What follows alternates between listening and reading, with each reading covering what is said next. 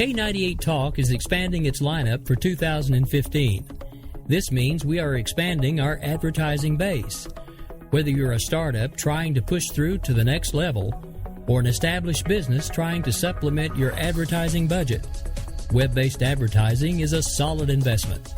Thanks to Talk's newest partnership with TuneIn Radio and instant access to our sister station, K98 FM, we give you worldwide access at a reasonable cost.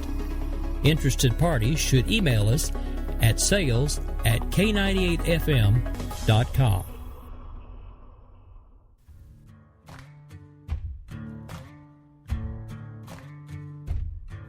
K98talk.com, a leader in internet radio.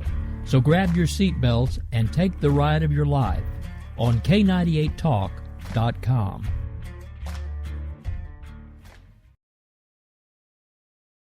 Five, four, three, two, one. We will keep this promise to the American people. If you like your doctor, you will be able to keep your doctor, period. If you like your health care plan, you'll be able to keep your health care plan, period.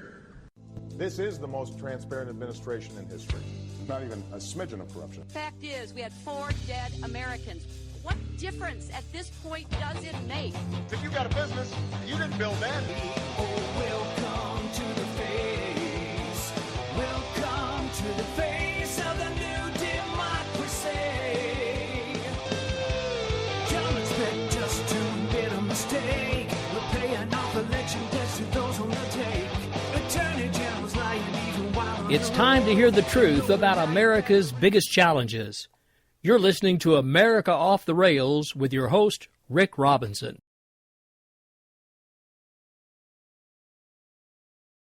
All right, folks, well, happy Wednesday to you. This is America Off the Rails. I am Rick Robinson, and it is just a little bit after 7 Central Time here. For those of you tuning in expecting to hear Grouchy, he'll be back with us next week. You did, if you're just now tuning in, you did miss a classic episode of his show from 6 to 7 this evening. He needed the night off, and the joys of being the programming director means that for once I actually get to open for Bunny. Come on, who doing this type of stuff doesn't want to open for Bunny at least once?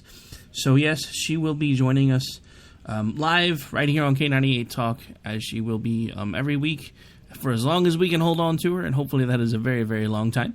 But she'll be here with us tonight at 8 at her regular time, or 9 Eastern, for those of you who are used to Eastern time. Now, today will be a little bit different. I'll have a guest joining me for the bottom half of the show. That would be Mr. Daniel Stafford, host of the Stafford Voice, also heard Monday evenings here on K98 Talk. Also a part of the Polititainment group.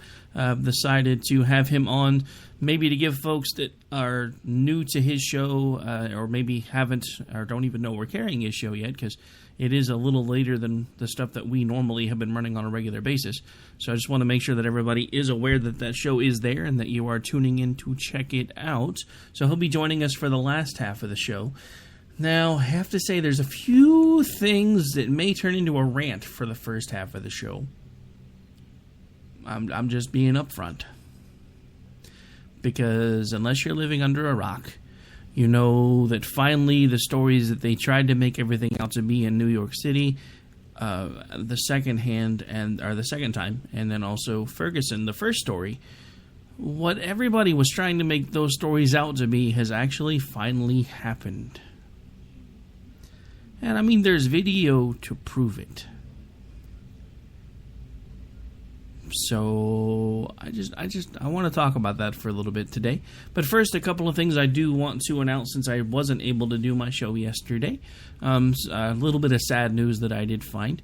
James Best from the Dukes of Hazzard passed away yesterday. And one of Clint Eastwood's many co-stars, and unfortunately I don't have his name in front of me at the moment, but I still want to at least mention him, even if it's not by name, actually passed away today. He was his co-star for several movies. Any Which Way But Loose, actually, is the most prominent one that I remember him being part of. And sadly, for the moment, his name does escape me. But that is two actors that have brought me really good childhood memories that are now no longer with us. So James Best, if anyone's wondering, is the sheriff from Dukes of Hazzard. So if you're in my age bracket, of course, you probably grew up watching that show and had a crush on Daisy Duke, and then got really mad when Bo and Luke got replaced by Coy and Vance, and then you tried to watch it anyway, and then by then you were a teenager, and you're like, hey, I'm still seeing Daisy in short shorts, so we're good. I'm just saying. Okay. So anyway, so yeah, a little bit of sadness there, especially, James Best. I mean, he was a big part of my childhood. And that was actually one of the most disappointing things about the Dukes of Hazzard remake for me, is they made the sheriff kind of short and frumpy looking, and they made Boss Hogg tall and skinny. I can't help it. I'm a stickler for details. Things should be the way they were in the original show as much as possible. And while I'm on the subject, before I get into the stuff that really has pissed me off over this week, mainly this shooting, what is it with all of these remakes and everybody wants to turn everything into a comedy? Dukes of Hazzard was a campy show, but it wasn't supposed to be a comedy. And then you had to turn it into a comedy. Starsky and Hutch was a good show. It was a drama show. It was a fun show to watch. I actually had cats. I named... my mom gave me the option when I was like 5, 6 years old, when that show was really prominent, to name the cats. One of them was actually a girl, and it didn't matter. I named one Starsky and the other one Hutch, because I watched that show every time it came on. And then they had to go and screw it up and make it a comedy. I mean, don't get me wrong. I like some Ben Stiller movies, but Starsky and Hutch is a comedy? No. They did the same thing with 21 Jump Street. Now, I do have to admit, though, I kind of have enjoyed those. But I'm still looking back on them going, those were never supposed to be funny.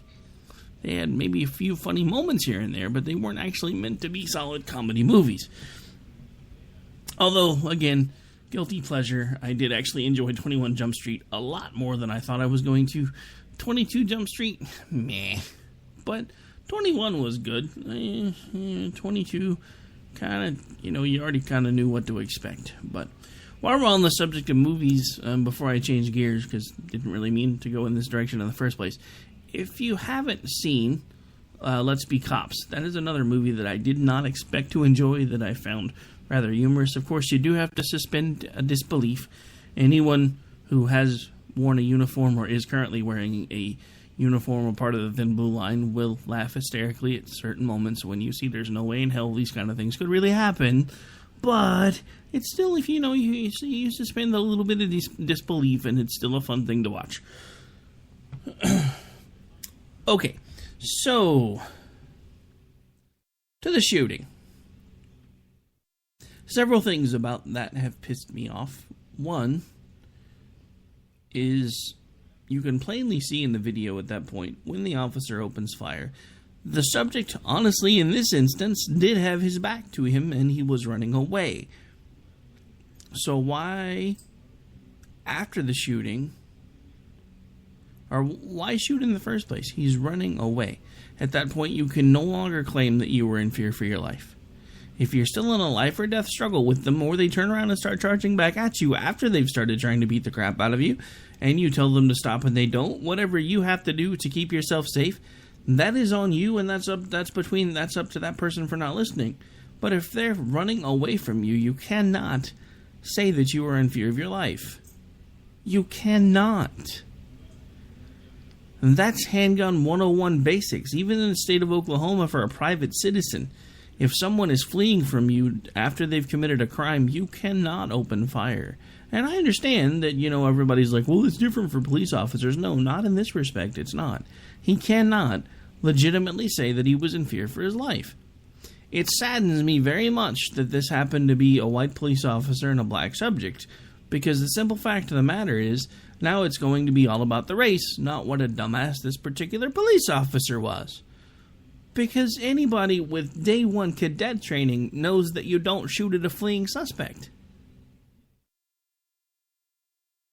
It's ingrained in you. It's drilled into you. Once they've got their back turned on you and they're running away, you pursue them, but that's it.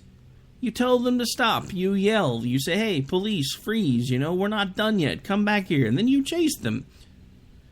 You can't just shoot somebody in the back because you feel like it. And then, in my opinion, the worst part of this video, The worst part of this video, if you haven't seen it, you can find it on YouTube. It's pretty easy to find. It's also all over the news, so if you haven't seen it, then you probably don't watch the news very much. That being said, the worst part of this video is, of course, you see the officer use his radio, out of breath, sounding like he's been in some big struggle that was honestly over a few minutes ago, which I'm an old fat white guy. I understand. After a little bit of exertion, you still sound huffy and puffy, so I get it. But then all of a sudden he busts out with the subject stole my taser. Okay, so then the next thing we see in the video is this police officer bend over, pick up an object, and go place it at the feet of the subject. Now, I haven't seen the video more than a couple of times on TV, so I'm not going to say what it is that he's putting at his feet, but I have a pretty good idea what it was that he was putting at his feet, because he didn't know anybody was videotaping him. Now, before anybody gets all huffy and puffy and starts talking about, well, see, that's the same thing that happened in Ferguson. We didn't have any video witnesses then. You still had forensic evidence. They're able to tell from the trajectory of the bullets and the entry angles and everything else whether he was facing toward the subject or away from the subject at the time the officer fired. So, no, there was not video footage of that Ferguson incident, but just because we see this cop do something completely stupid and then compound it by lying to a dispatcher and then most likely, allegedly, planting the taser near the body of the subject. I said allegedly. I mean, all of this is allegedly at this point, but the simple fact of the matter is, this time there was proof, we could see what happened, the forensics will line up with what we saw on the video, and this gentleman is facing murder charges.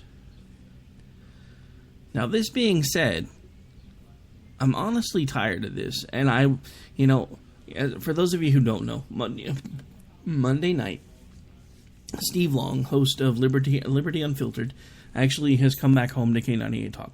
If you missed it live, you can catch the podcast in our normal place. But his show this coming Monday is about the police state. And because of the fact that I spent so much time in my uniform and wearing a badge and a gun, I get upset anytime anybody wants to start talking about how we are becoming a police state. But I have to admit, I've been out of the game for a while now, and some of the things that I'm starting to see and hear in the news is honestly starting to make me wonder. And I'm not saying that because I'm giving up hope. I have plenty of friends that are still in law enforcement. We talk on a regular basis. I do the pay it forward thing whenever I can and pay for somebody's coffee or lunch or whatever if they're in a uniform, whether it's military or police. But, it's just one of those things where, you see a video like this and you realize that, no, they might have gotten it wrong in these other two instances, but this just proves that what they're afraid of is actually still going on. How is this still going on in this day and age, in this country? How is this even possible? And is this a side effect of all of the issues and the anger that has come to pass over the race situation over the past several months, now over almost a year, I think, maybe even a little over, since all of this has started coming back to the surface again. And the scariest thing about all of it, is Martin Luther King died for the rights that were given to people later. People of color. Black, brown, yellow, red, it didn't matter.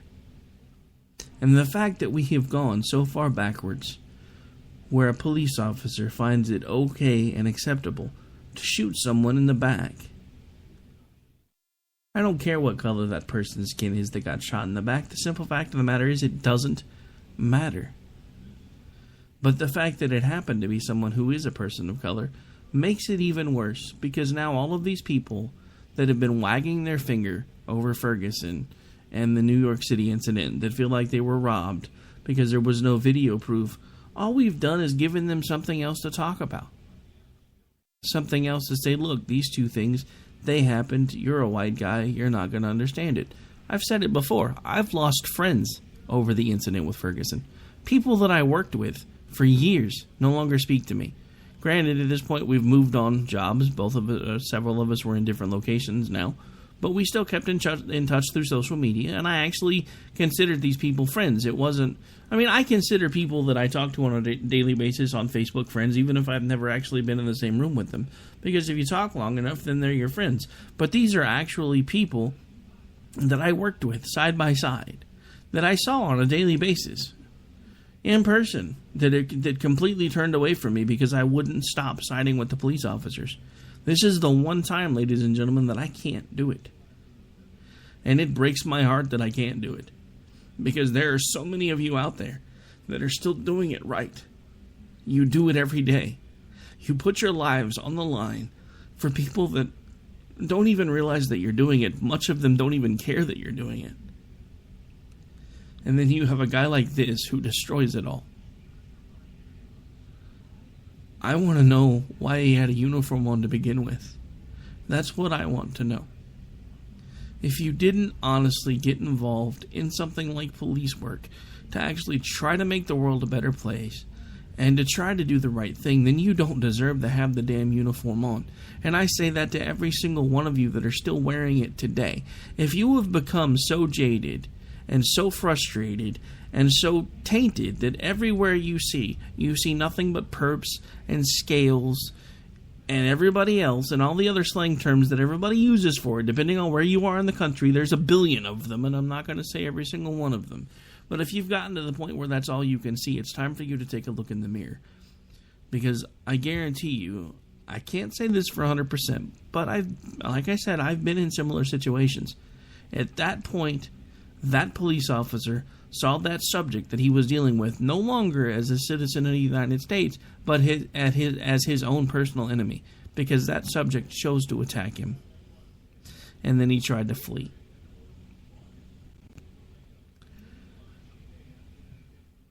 You can't just shoot somebody in the back. You can't do it. I mean, my heart hurts for not only the family of the person that's now dead, but also I don't even know if this officer has a family. Like I said, I've only been able to see bits and pieces of the coverage, but I've seen the video, and I backed it up several times because I was like, there's no way this is actually on video. There's no way this happened.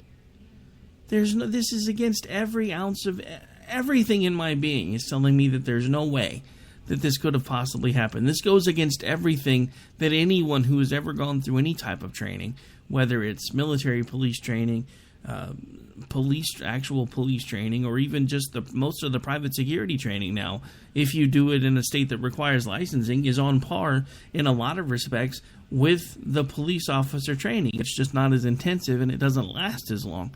This goes against every single thing that I have ever had taught to me in training, to shoot at someone who's running away from you. He was running away from you at that point. Yes, he had a warrant, but it was a civil warrant. It was a child support warrant. It's not like you couldn't have found him again later. Why did you feel the need to pull that trigger?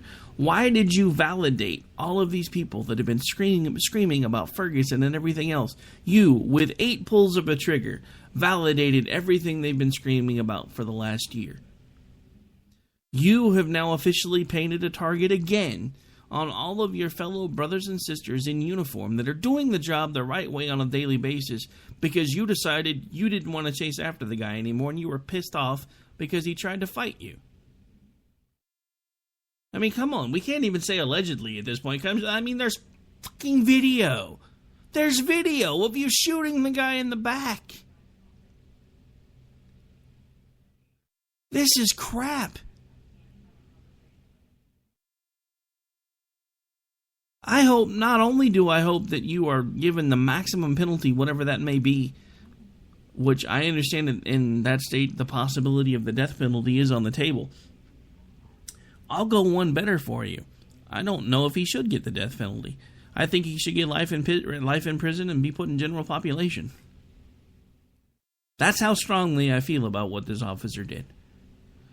Because with all the times that I have gone to bat and had the back of officers and gone through doors with officers and done warrant sweeps with officers and done everything that I've done in my life, the simple fact of the matter is this guy crossed the line. And there's video footage to prove it. We can see it with our own eyes. The subject was yards away from him when he opened fire. He can't say that he was in fear of his life anymore. Hell, at that point, the subject was far enough away from him that his taser probably wouldn't have even reached him. So I don't know why he said, well, he stole my taser.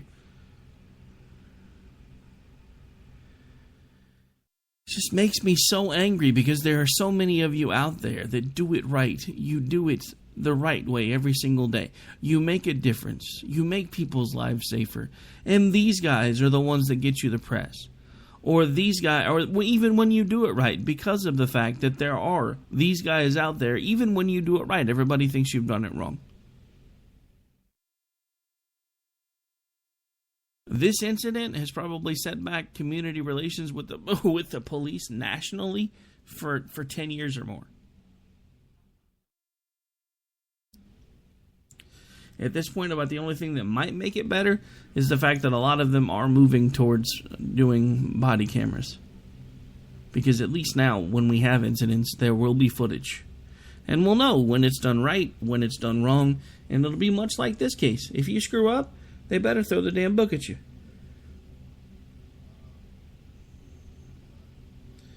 Plain and simple. They had better throw the book at you.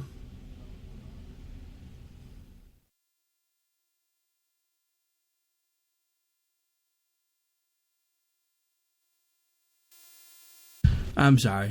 I had to take a second to compose myself again because, like I said, this really, really, really makes me angry. I've done the job.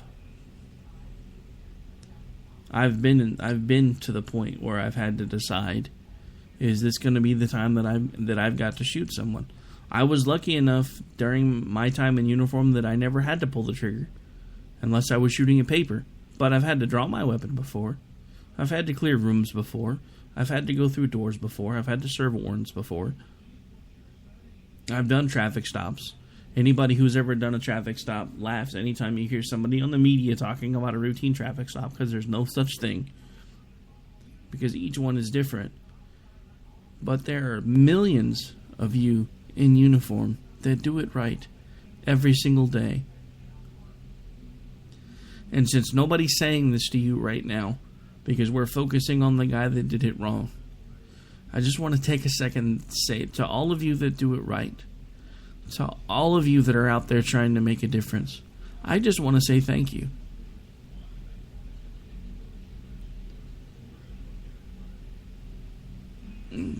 It really is that simple. I just want to say thank you.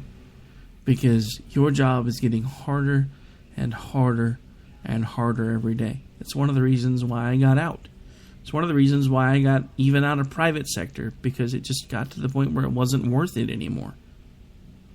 I was tired of having to put my life on the line every single day to be able to put food on my family's table. That wasn't the life I wanted anymore. I mean, don't get me wrong, it was great when I was younger, but I had gotten to the point where I was putting in tons of hours every day. I was almost never home. Was making really good money once I hit private sector, at least for a few years until the economy crashed. And I have to admit, truth be told, if the economy hadn't crashed, I would probably still be doing private security work because I made really good money at it. But the simple fact of the matter is the economy did crash. But the one thing that I made abundantly clear to anyone who ever worked with me, even in the private security field, is we're going to do things the right way. There will be no shortcut and corners cut. There will be none of the BS that was already still at least occasionally showing up in the news. But God, it's everywhere now. It's everywhere. And I mean, it goes back to everything else that we've talked about before on this show. You can't have a private moment anymore. And this time, there's a good there's a good outcome to it, but there's lots of times when people are using cameras and you don't even know. Case in point right here. I'm usually not a fan of those cameras. Today, I have to admit, I am pretty happy that there was one here. While it pains me to have to talk about it, and it pains me because I know there are so many of you that do it right on a daily basis, this guy did it wrong. And unless they can show some sort of proof that that particular video was tampered with somehow, which is why I do keep occasionally throwing the word allegedly in there, then this guy deserves whatever happens to him. Plain and simple. Alright, so at this point, we are getting to the point where it is about time to take a little bit of a break. We are getting pretty close to the bottom of the hour. So I'm going to queue up a couple things here. And then, in case Daniel's not with us yet, I do have one other thing I kind of wanted to talk about, just because it has me a little bit excited. Just a little. Just saying.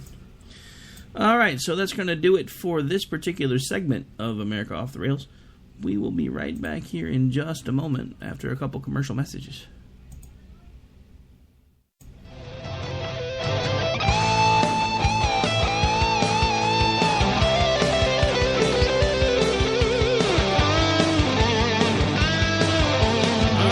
So don't forget, we still got about 30 minutes left. We'll be right back in here in just a couple moments. This is America Off the Rails. Hey y'all, this is Sam Danny, also known as The Bunny, and you're listening to America Off the Rails.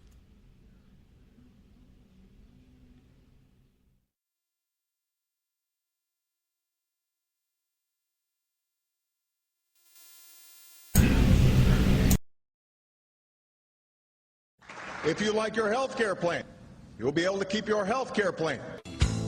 This is the most transparent administration in history. Not even a smidgen of corruption. Fact is, we had 4 dead Americans. What difference at this point does it make? If you got a business, you didn't build that. The feeling most people get when they hear a Barack Obama speech, I felt this thrill going up my leg. I don't have that too often. Steady. It's time to hear the truth about America's biggest challenges. Ricky Robinson, host of America Off the Rails, will tackle the important issues facing America today as he tries to keep America from coming off the track. Get ready to hear the truth every Monday through Friday starting at 7 p.m. Eastern, 6 Central, and on Saturdays at 12 p.m. Eastern and 11 Central here on K98Talk.com and the Spark Radio Network.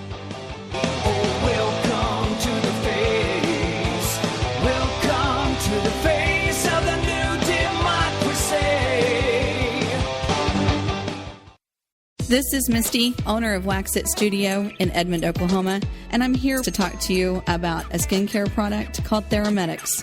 Theramedics has a wonderful line of products from anti-aging to hyperpigmentations all the way to acne. In fact, everyone at some point in our life is affected by acne. Acne can cause a great deal of embarrassment and anxiety, and in order to prevent and help other people, I have tapped into this wonderful product called Theramedics. Visit my website at www.prettyskindeep.com. Again, that's www.prettyskindeep.com.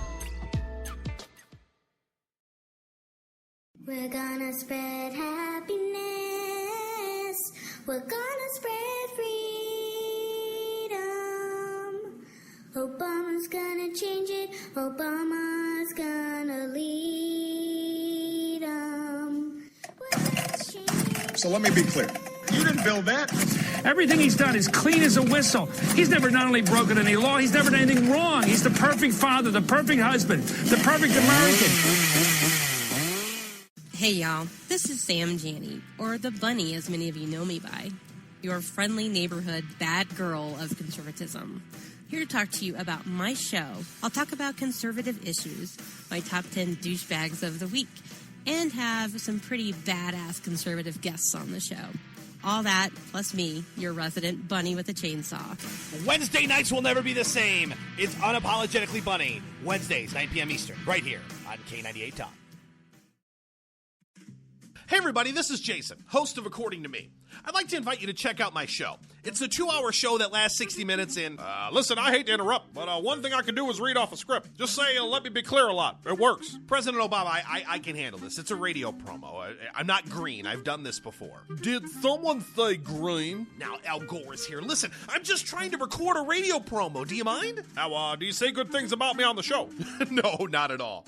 But if it makes you feel any better, I rip on Republicans just as much. The AM radio frequencies give off very high levels of radiation. Look, my show show is on the internet, which you invented. I mean, can I just do my promo? I got a pen. I can veto that, you know. I know you got a pen. It's not a law. It's a radio promo. Listen, just listen to my show. Barack Obama and Al Gore hate it, so you're going to love it. Here's an executive order. Don't listen to his show. He doesn't like me. He's racist. And he doesn't recycle either. That's it. I'm done. It's According to Me, Wednesdays, 10 p.m. Eastern, right here on K98 Talk. For our own cause, we got a pen and telephone to bypass all your laws. Political correctness will replace the Bill of Rights. Support religious freedom, lest you pray to Jesus Christ. The press is in our pockets cause it's no longer free. You cannot make a move now that the NSA can see. Don't expect equality, respect, or fair play. The IRS will target those who vote the wrong way. Welcome to the place. Welcome to the place. All right, folks, we're back. We're live. This is America Off the Rails. I'm your host, Rick Robinson, and so far we have kind of been all over the map. Talked a little bit about movies, a little bit about the fact that James Best from Dukes of Hazzard passed away yesterday, and a co-star of Clint Eastwood as well has passed away today. Sadly, even during the break, I kind of forgot to go grab his name, so sadly his name is still escaping me. At this point, we do have one other thing I'd really like to touch on, at least a little bit, and then hopefully Jason will be with us. If not, I will continue to prattle on. Not a problem at all. All right, so since I wasn't able to do my show yesterday, the other thing that I really kind of wanted to talk about was the fact that we have a certain Republican hopeful who has now made his announcement. And I do have a little bit of a clip I want to play about that, and then we will see what we have going on. The Washington machine that gobbles up our freedoms and invades every nook and cranny of our lives must be stopped. We borrow $1 million a minute. This vast accumulation of debt threatens not just our economy, but our security. We can wake up now and do the right thing. Quit spending money we don't have. Congress will never balance the budget unless you force them to do so. Congress has an abysmal record with balancing anything. Our only recourse is to force Congress to balance the budget with a constitutional amendment. The enemy is radical Islam. You can't get around it.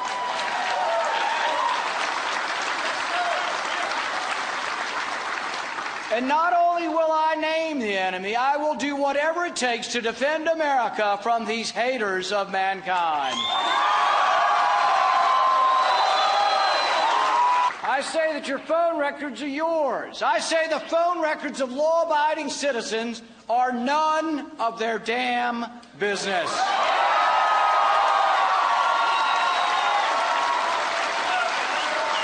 To rescue a great country now adrift, join me as together we seek a new vision for America.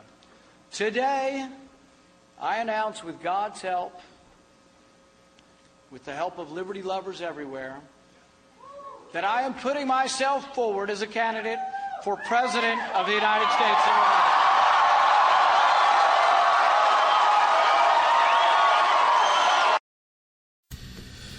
All right, so yeah, this was going to be part of what I was going to talk about yesterday, but there were some things that got in the way, so I wasn't able to be with you yesterday. However, I am going to cover it today. Up until now, I honestly really haven't made my decision yet.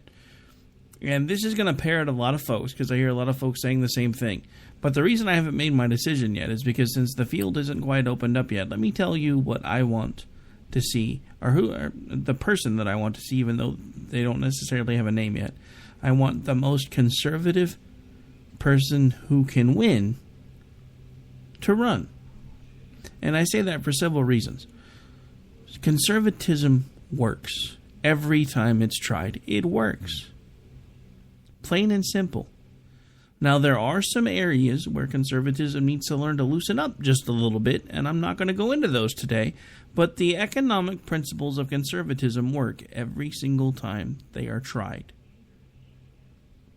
I don't necessarily agree with some of the things that Rand Paul has said about his his international policies when he's talked about the hands-off approach. That is a great concept, and let me just say, if it was possible, I would be all over it. But the simple fact of the matter is, some jackwagon, shortly after World War II, decided that we needed to become the world police force. And if I had a time machine, you know, whether it be a TARDIS, and I could hop in, dial it back, pop out of a phone box, punch somebody in the face, or even if it was a DeLorean, if I could get that bitch up to 88 mile an hour, go back and run him over, hey, I'd be all over it. I'm just saying, because we don't need to be the world police force, or at least we didn't. But look at what's going on in the world around us today. We are trying to step back as the world police force, and people that have no business trying to be that police force are trying to step in, because even in politics, even though politics is the most unnatural man-made creation on earth, the simple fact of the matter is the policies of nature still apply, and nature abhors a vacuum. So when all of a sudden we decided we were going to take more of a hands-off approach and we were going to try this lead from behind concept, I don't know. That's a story for another day. So we're just going to let that thought die where it is for the moment. But, you know, the lead from behind approach is dumb. It's kind of like the whole idea of the bottom-up economic plan. I don't know of anybody who makes $5, $6, $7 an hour who's all of a sudden going to instantly turn around and start providing people jobs. I mean, I'm middle class at this point. And I'm trying to bust through that ceiling so that we can get to the point where we're making a decent income off of this stuff, and then maybe I don't have to do my day job anymore. But I may never get there. But it's not like I'm just going to say, oh, we're going to throw everything, we're going to throw caution to the wind, throw every single dime we've got into this, and give it a year and see what we got. No. Because that's dumb, because I'm not a rich guy. So if I throw everything I've got at it for a year and have nothing to show with it nothing to show for it by the time it's over, what have I done? So let's do it instead, slow and steady. But the simple fact of the matter is that's the same general concept that the Obama administration has taken when it comes to the economy. Let's throw all of this money, all of these free things, all of these programs at the poor people, and then eventually they won't be poor anymore.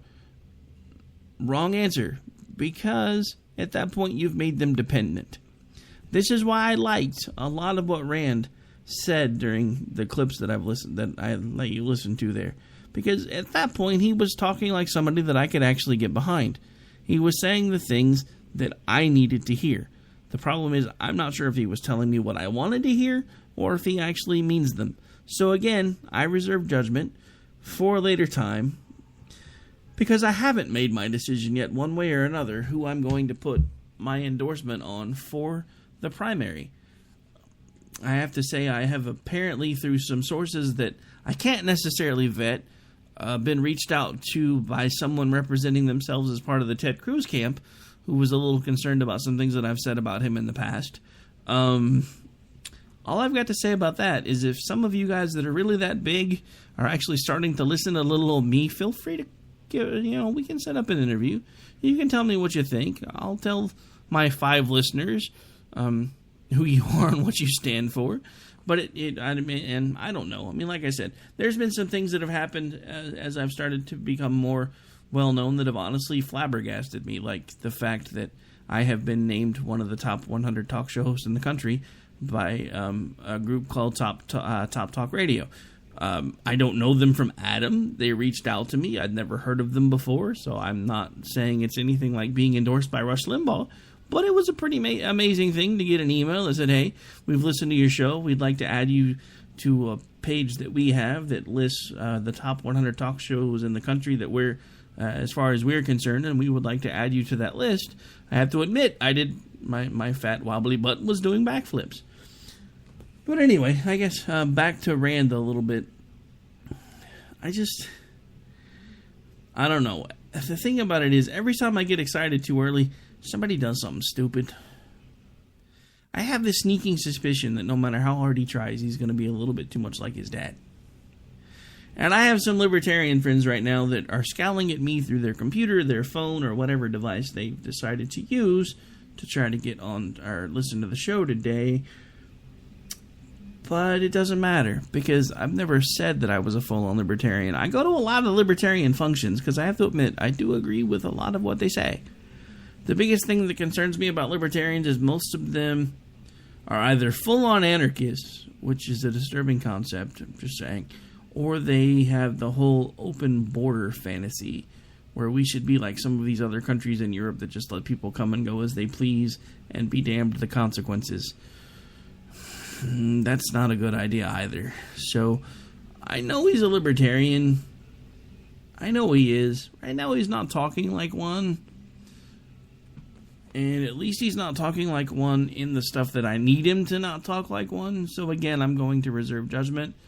But I just have to say, it's early on. But right now, the two people that have officially declared, I'm a fan of both of them. I like each of them for different reasons. Time will tell whether or not I vote for one or the other when it comes time for primary, or if somebody else who hasn't announced yet gets my vote. But so far, out of the two that have announced, I am thoroughly impressed. We have people that actually know what the Constitution is. They know that it's not toilet paper. They know that it's not meant to be a birdcage liner. They know that it's not meant to be placed on a back burner somewhere and completely forgotten about or ignored. So far, I have to admit I'm impressed. I know there's not too much to be impressed about, because the only other person that we're pretty sure is going to try to run is old Jebby Jeb, otherwise known as Shrub the Third, otherwise known as Don't Vote for Me, or you'll never know what's going to come out of it. Never mind. I'm just going to stop right there. Sometimes I have stream of consciousness things that happen when I'm talking, and it just all kind of starts running out, and I really don't have much of a filter. So occasionally I have to reel myself back in. So that's kind of what you just heard right there. Because every once in a while I'll just be like, yeah, what the heck, we're going to let it all hang out. And then I remember, wait, I actually try to treat this like it's actually on the radio. So let's not be too crazy. Oh, damn, too late. Okay, so I'm guessing at this point, Mr. Stafford will not be joining us this evening. I have not seen or heard from him yet, I do not believe. Let me double check something here real quick while I continue to talk. Because I'm just that good. No, I'm just playing. Really not.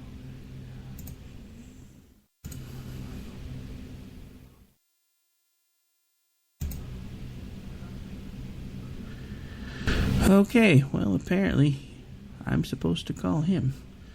Did not know that, so give me just a second.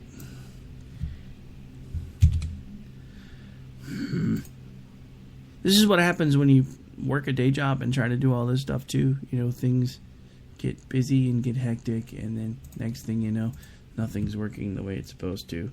And he says he's on, but I can't find him. I was hoping I should be able to call him, but it won't let me call him because he's not in my network, which is why I sent him a request earlier. Alright, I hate to do this because I usually don't do this after the first break, but we're going to take a really quick break just so I can try to see if I can get Daniel on for the last few minutes, and we will be right back here in just 1 second.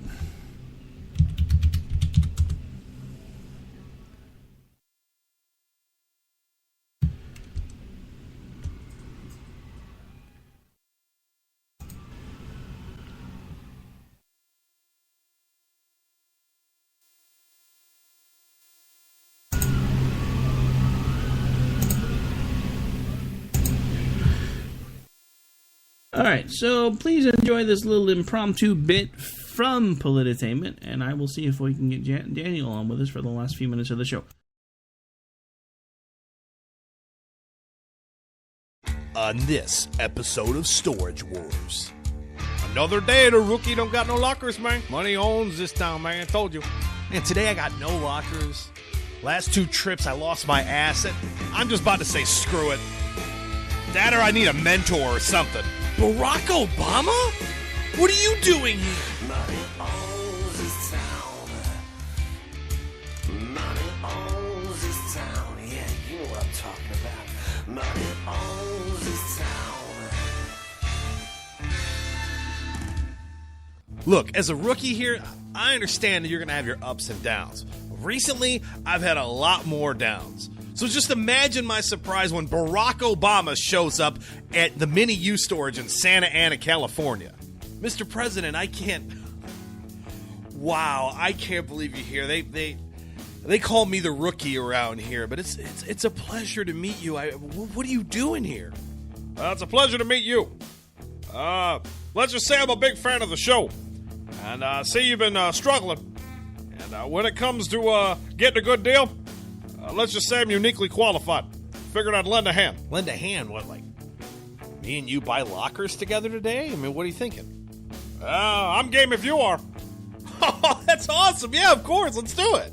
Welcome to Santa Ana. Before you go through these gates, you need to know the rules. We're going to go to the unit. We're going to remove the locker. We're going to give you 5 minutes to take a look around. You can't go inside. You can't open any boxes. And whoever's got the most money in their pocket can own it today. Are you ready? Yeah, all right. Let's do it. All right. It sounds like you are. Let's go.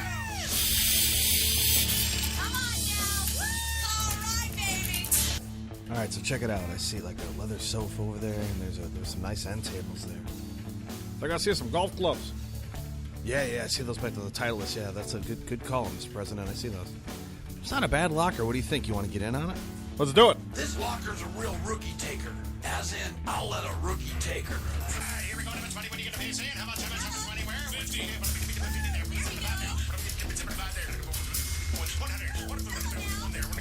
150. Good job, Mary. 200. California girls, you shut them down. 300.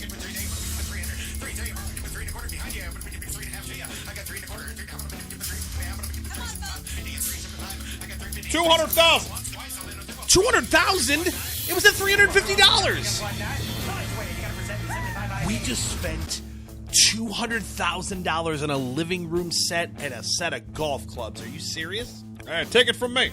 You can never spend too much money on golf. Trust me on that one. Hey, where you going? What's the big deal? Just print money like I do. Storage Wars. We'll be back.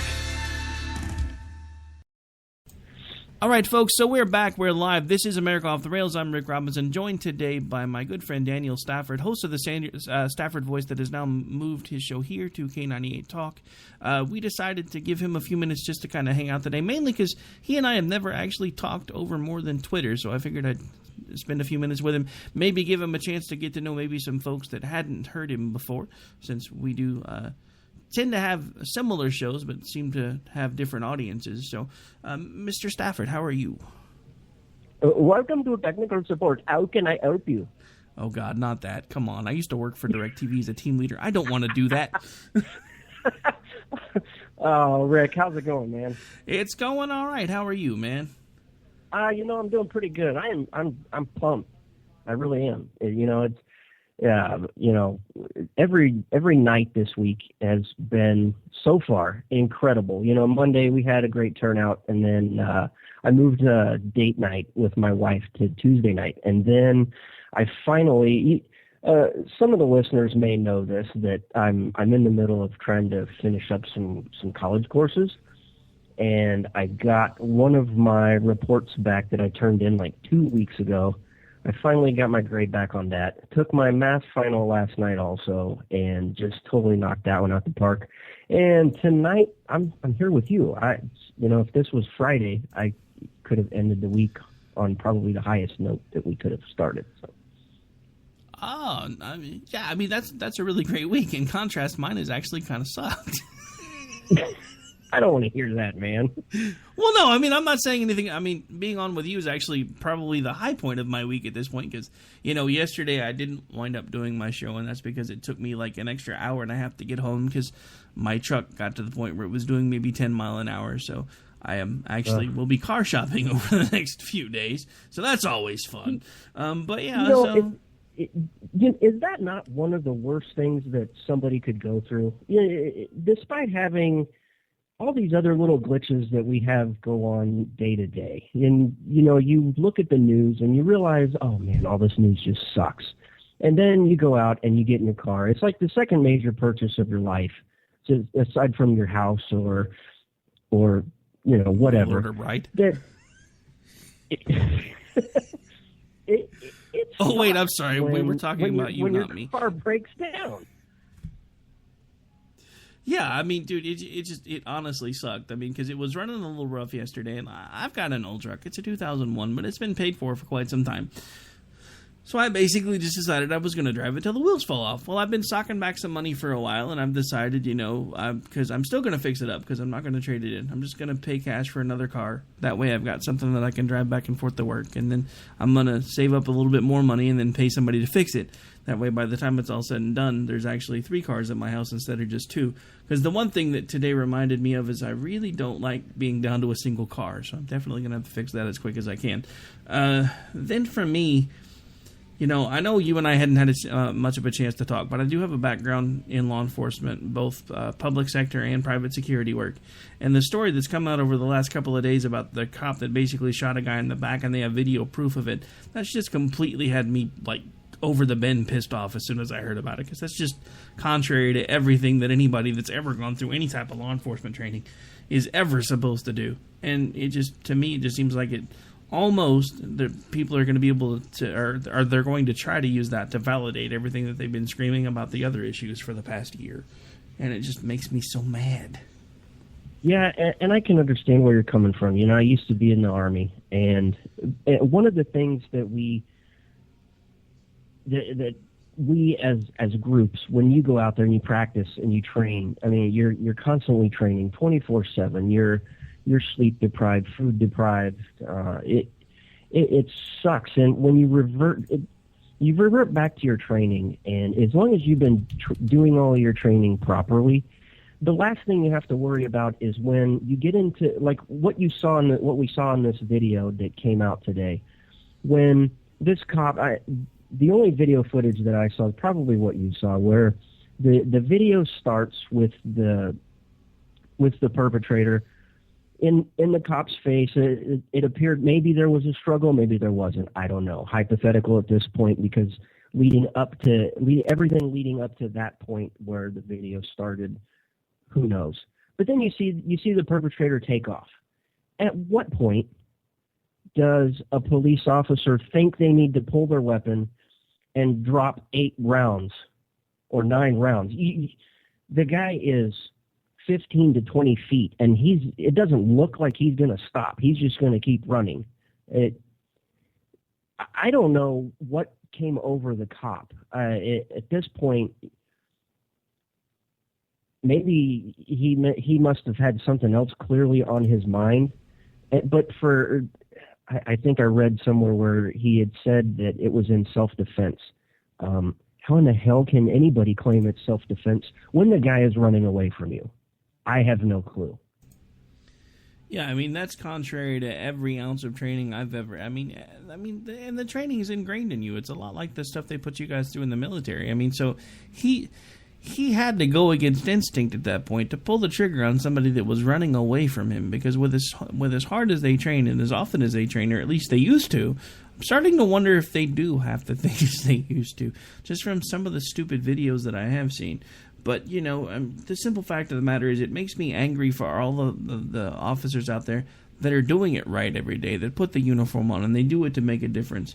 And they put their lives on the line every day for people that could give a crap less that they're even out there most of the time, just because there's an off chance they may have to write them a ticket for doing something stupid. And then you get this idiot who just basically says, oh, screw it, he's running away from me, I don't want to chase him, I'm going to shoot him. Yeah, I mean, and what's really sad is when you try and highlight the good stories out there that cops are doing, it was a couple of months ago, where here locally at a local Target, my wife and I, we were out running some errands, and we walked in, and there was probably 15 police officers in uniform. Each one of them had a young child with them, and they were taking them throughout the store, and they were filling up carts and paying for this stuff. So these less than fortunate children had something to put under a tree. And almost every single kid that came back with a full cart, I mean, you could tell that this was a life changer for them. And to see that the local law enforcement was doing this and doing it out of their own pockets was incredible. And they would say, look, are you sure you got enough? Are you sure you don't want that new pair of shoes? Let's go get them anyway. Who cares? Let's go get them. You want them? Let's do it. And they go out and they go get more board games or more clothes. I mean, these people are down on their luck, and to see law enforcement do that was incredible. And I pulled a couple of them off and talked to them, and they were completely humbled that they had the opportunity and that somebody else was noticing what was happening. And then you see, even more recently, was the cop that was doing the Taylor Swift song, Shake It Off. That stuff's hilarious, man. This is the stuff we need to see. I don't want to turn on the news and watch another guy get killed. Yeah, I don't know. I don't know. It's just it's a crazy world out there, man. It really is. All right, so we're definitely going to have to try to do this again sometime when we can actually have you on for more than about the last 10 minutes of the show. I do apologize for the miscommunication, but we are about to hit the top of the hour. Just in case you do have folks that might not be tuning in for you yet, why don't you tell them where they can find you and when?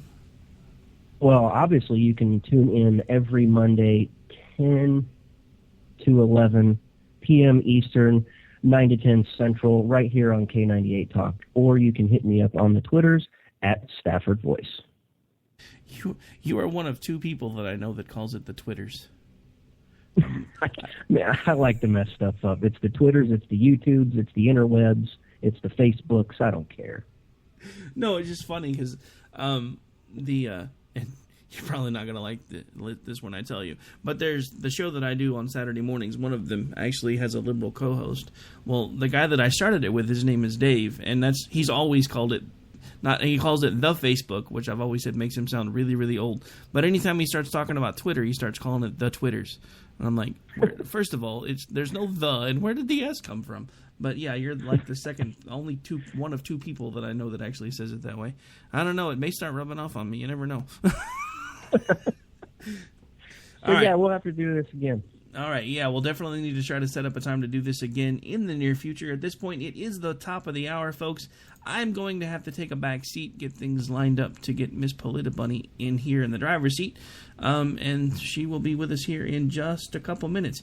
You guys, thanks for tuning in. Again, thanks for hanging out with me, at least for a few minutes, Daniel. We'll have to do it again sometime soon. Sure thing.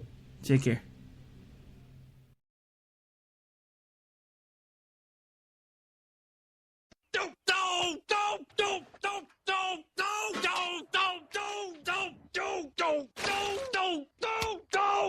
Screw you guys. I'm going home. Later. Game over, man. It's game over. On this episode of Storage Wars.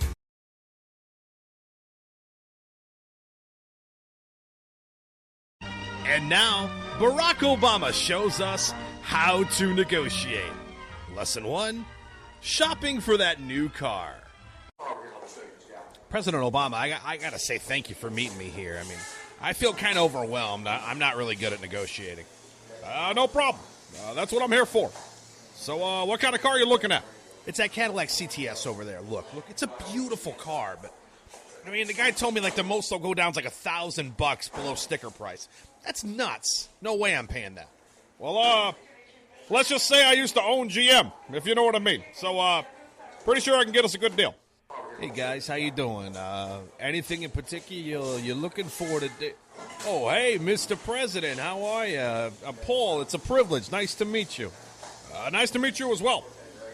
My friend and I here want to get a price on this Cadillac. And let me just say, as a guy who used to own this company, I expect a good deal. I'll see what I can do for you guys, of course, absolutely. Right now, we're willing to make you an offer of $62,000 on that Cadillac. What are you doing? I got this. Mr. President, you know, I mean, we appreciate the offer, 62, but, I mean, the sticker price is 55. You just offered him $7,000 over the sticker price. That was too much as it is. What do you... Hey, who's doing the negotiation here? You are, I guess. Just, whatever. Listen, I'm running out of patience here. I'm going to draw a red line. 65,000, that's it. Actually, forget that. It's time to play hardball. Fine, 70,000. Are you nuts? Listen, I got them right where I want them. Since it sounds, Paul, like you're not taking this offer seriously, why don't you get your manager? I'll get my sales manager. Hold on a second. So, what have you learned so far? I've learned that unless you're negotiating with Republicans in Congress, you're awful at this. I'm out of here. Fine, suit yourself. But I'm pretty sure I could have talked them down to a 17% interest rate. Hey, how much you want for the upgraded floor mats? Join us next time for even more tips on how to negotiate like a pro with Barack Obama.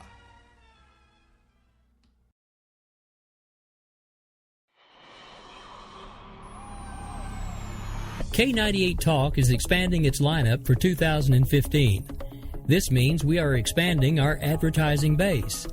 Whether you're a startup trying to push through to the next level or an established business trying to supplement your advertising budget, web-based advertising is a solid investment.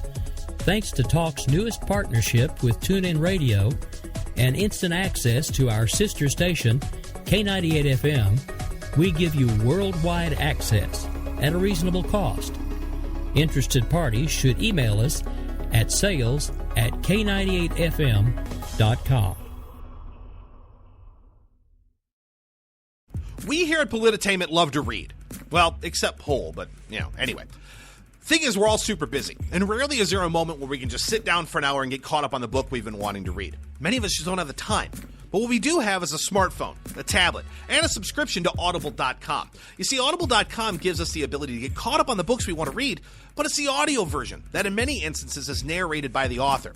So this way we can hear a chapter 2 on the way to work, while cutting the grass, or while in the bathroom. Hey, don't act like you don't do that too. And Audible is part of Amazon, so there are hundreds of thousands of books to choose from. If we just described you, a person who loves to read and just doesn't have the time, then we want to hook you up. Go to audibletrial.com/Polititainment and you get a free month trial, and that includes one free book. Yes, even new releases, for free. You get a 30-day free trial with no strings attached, and at the same time, you help out your friends at Polititainment. Go to audibletrial.com/Polititainment. Get your books on the go by going to audibletrial.com/Polititainment today. Thanks.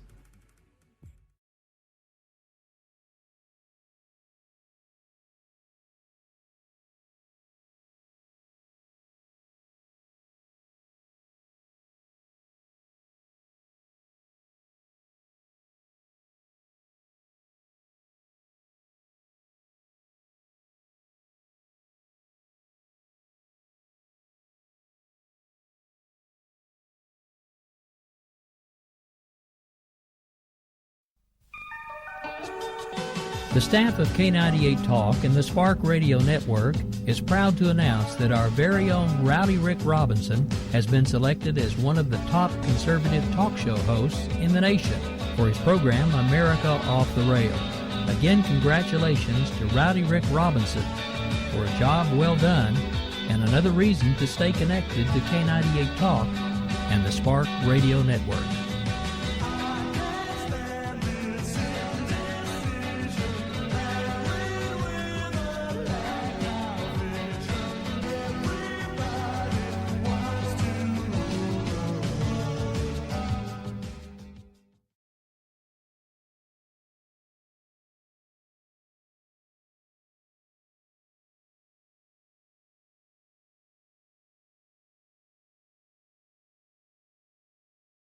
And now, Barack Obama shows us how to negotiate.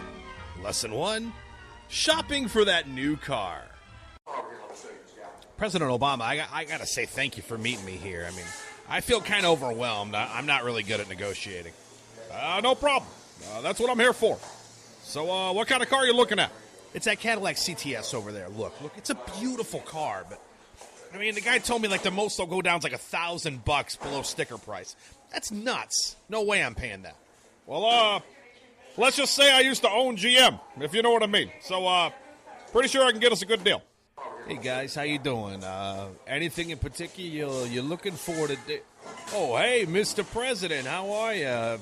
Paul, it's a privilege. Nice to meet you. Nice to meet you as well. My friend and I here want to get a price on this Cadillac. And let me just say, as a guy who used to own this company, I expect a good deal. Yeah, I'll see what I can do for you guys, of course, absolutely. Right now, we're willing to make you an offer of $62,000 on that Cadillac. What are you doing? I got this. And Mr. President, we appreciate the offer, 62, but, the sticker price is 55. You just offered him $7,000 over the sticker price. That was too much as it is. What do you... Hey, who's doing the negotiation here? You are, I guess. Whatever. Listen, I'm running out of patience here. I'm going to draw a red line. $65,000, that's it. Actually, forget that. It's time to play hardball. Fine, $70,000. Are you nuts? Listen, I got him right where I want him. Since it sounds, Paul, like you're not taking this offer seriously, why don't you get your manager? I'll get my sales manager. Hold on a second. So, what have you learned so far? I've learned that unless you're negotiating with Republicans in Congress, you're awful at this. I'm out of here. Fine, suit yourself. But I'm pretty sure I could have talked them down to a 17% interest rate. Hey, how much you want for the upgraded floor mats?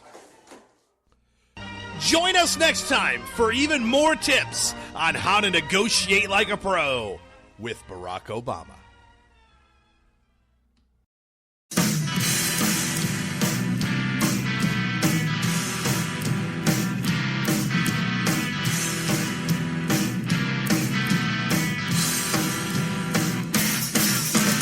One shot, baby, there you go again. 2 shots and I think you know again. 3 shots come, you might find your daddy gone. 1 shot, baby, there you go again. 2 shots and I think you know again. 3 shots come, you might find your daddy gone. Let it go, forget it. You know you might regret it. No, no, no, don't let it. Leave it at it, dead and gone. Oh, 1 shot, baby, there you go again. 2 shots and I think you know again. 3 shots come, you might find your daddy gone. Shoot me, baby.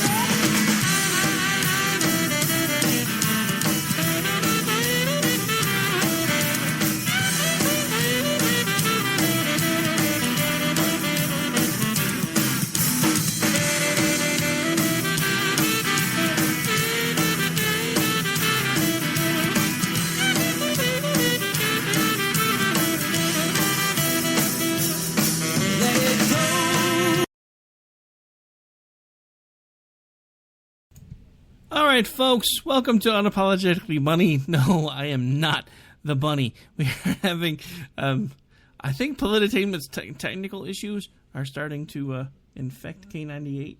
Bunny's having some issues with her headset, so, so yeah, we're still trying to see if we can track everything down. So for the moment, you're going to be stuck with me. Again, Rick Robinson, host of America Off the Rails, general programming director, crazy all-around kind of guy. So we're trying to see if she can get things narrowed down for a second. So I have absolutely nothing prepped. So give me a second. Let me get into chat, see if anybody's in there with us. Maybe there's something you guys want to talk about today. Because, okay. Okay, give me just a second. Let me see if we can get her on with us another way. Where there is a will, there is a way. Give me just 1 second. I'm not going to give up till we figure it out. It can't be, there can be no Wednesday night without Bunny. It has to happen. So give me just a second. We're going to make it work.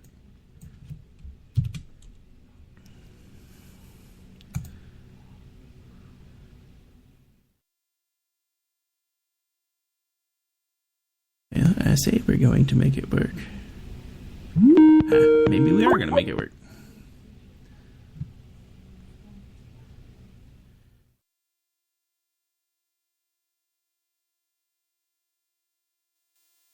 And now I have to make sure everything's not... No, we're not muted. There we go. Now we have ringtone. Yes. Forwarded to an automated voice messaging Really? system. Sam, 3 you 0 sent me to 7 voicemail. 8 7 2 0 6 1 is not available. At the tone, please sadly, record I your just message. managed to give When out you your finish number over recording, you live may hang up broadcast. or press 1 for more I options. expected you to answer. Nice. Oh, I talked over it enough. Maybe nobody caught it. Now I'm afraid to call it again, though. I don't know why you didn't answer. I don't know what to do.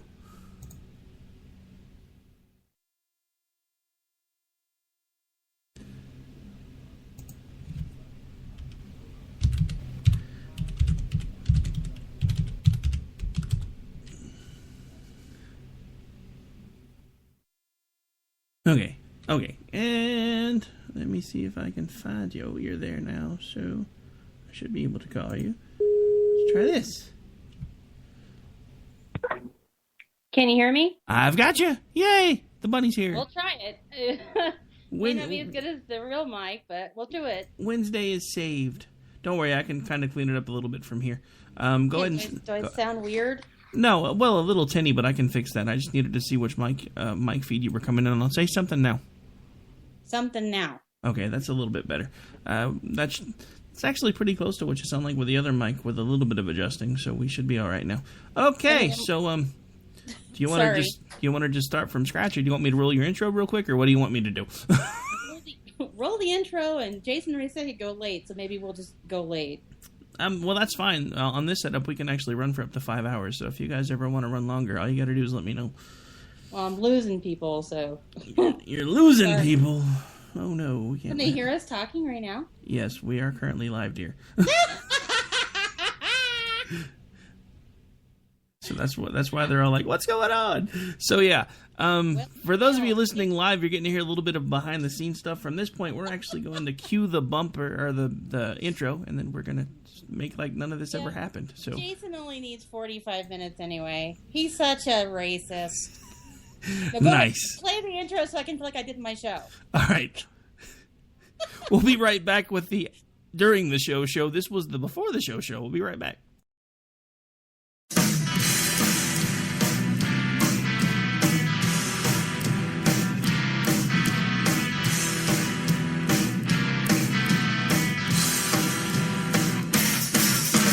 One shot, baby, there you go again. 2 shots and I think you know again. 3 shots come, you might find your daddy gone.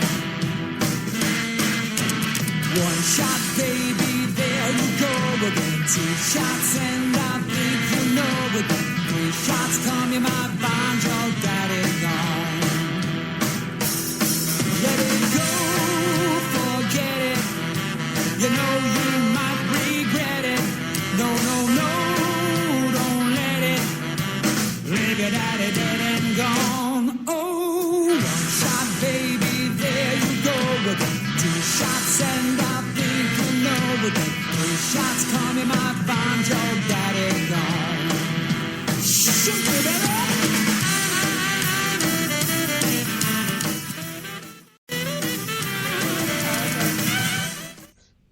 Your frazzled and embarrassed host, the Bunny, and we are live, thank God, here on K98Talk.com, thanks to my husband who saved me because my mic decided to pull, I don't know, a month in before I get on the air. You know, I've had the same damn mic for a while, and it finally decided to die on me. So now it's time to buy another one. You know, so stingy. But anyway, it's time to do it, and we're here live. And if I don't sound too terrible, it's because I'm on a Mac. God bless my husband for letting me use it. And thank you to those of you who stuck around while we waited for it to figure out what was going on. It's funny watching you guys in the chat. Dead air. Oh, there's the Gas House Gorillas. Where's Bunny? Bunny was having a panic attack trying to find out why her mic wasn't working. But we fight on because we are bunnies or something like that. I guess you guys can be bunnies. You're on the show with me. So tonight, I am actually organized for this show and my mic dies. You know, I'm telling you, this is how it works in my world. But tonight I have a lot of things to talk about. So I'm probably going to eat into Jason's time just a little bit. Because, you know, I'm like that. I'm a total entitled rabbit. And so I'm going to eat into his time because I am so late starting my own show. You know, that's just how it works in this business. Sorry, Jason. Big kisses. So tonight I want to talk a little bit about Rand Paul, Walter Scott, and hate pizza. You know, we have to talk about hate pizza because I really thought that it would die down after all of the drama from last week. And of course, it didn't go anywhere because it's the left we're talking about. And the victim mafia is engaged. So it's still hanging around. So we're going to talk about that. My guest is Josh Smith, who is an attorney who happens to be gay. Now, I'm trying really hard not to call him Josh the gay attorney, but that's kind of what he is right now because it's relevant to what we're talking about. Now, we try really hard not to label people, the label thing. I hate the whole put people in buckets, and that way you can kind of just assume they are a certain type of person. But the fact that he is gay is relevant because he supports the RFRA and he can explain why we need the law. He has a really good way of talking about legality without it being completely boring and sound like radio instructions. So he's going to be on in the second half of the show. But first, we got to start talking about Rand Paul. Now, I will tell you up front, I am a Scott Walker girl. I have wanted Scott Walker to run for president since 2010. So I kind of have that horse already picked because I really dig him. I think he's pretty badass. He's defeated the unions. He's beat Democrats 3 times in 4 years. I think he's pretty cool in that regard. There's some things I'm not sure about the whole firing of Liz Mayer. I didn't think that was cool with the establishment. Some of his flip-flopping on amnesty is not exactly cool. But there are certain things about him that I think really are outstanding and would do great as a president of this country, especially what we're going to need after the mess Obama has made of things. However, when I was watching Rand Paul announce that he was going to be running for president, I was really impressed. Now, I know, you Rand Paul haters have already told me how everybody says what they're supposed to say when they announce, and I shouldn't take anything that he says for truth, blah, blah, blah. He's not a real Republican. He's crazy, whatever else you guys are saying about him. But I tell you what, it's like someone sat down with Rand Paul and said, Rand, here's the deal. Bunny wants you to talk about school choice. Bunny wants you to talk about repealing the Patriot Act. Bunny wants you to talk about lowering taxes on corporations and bringing jobs back to the country. It was bizarre. It was like he found my notes from his show and went, oh, that's what they want. I mean, it was really hard not to get on that old Rand wagon because he said everything I wanted that candidate to say. He talked about liberty and freedom and justice. And he talked about how Americans deserve their privacy back. He talked about not one penny more for people who hate our country. He even talked about how we're giving all these millions of dollars to other countries to build bridges when our bridges are falling apart in our country. So here he is talking about all these things that matter to me, and I'm freaking out because it's Rand Paul. Now, I will admit, when he first got to be a senator, I had a little crush, like a political crush thing going on, especially when he did the whole filibuster of the droning program.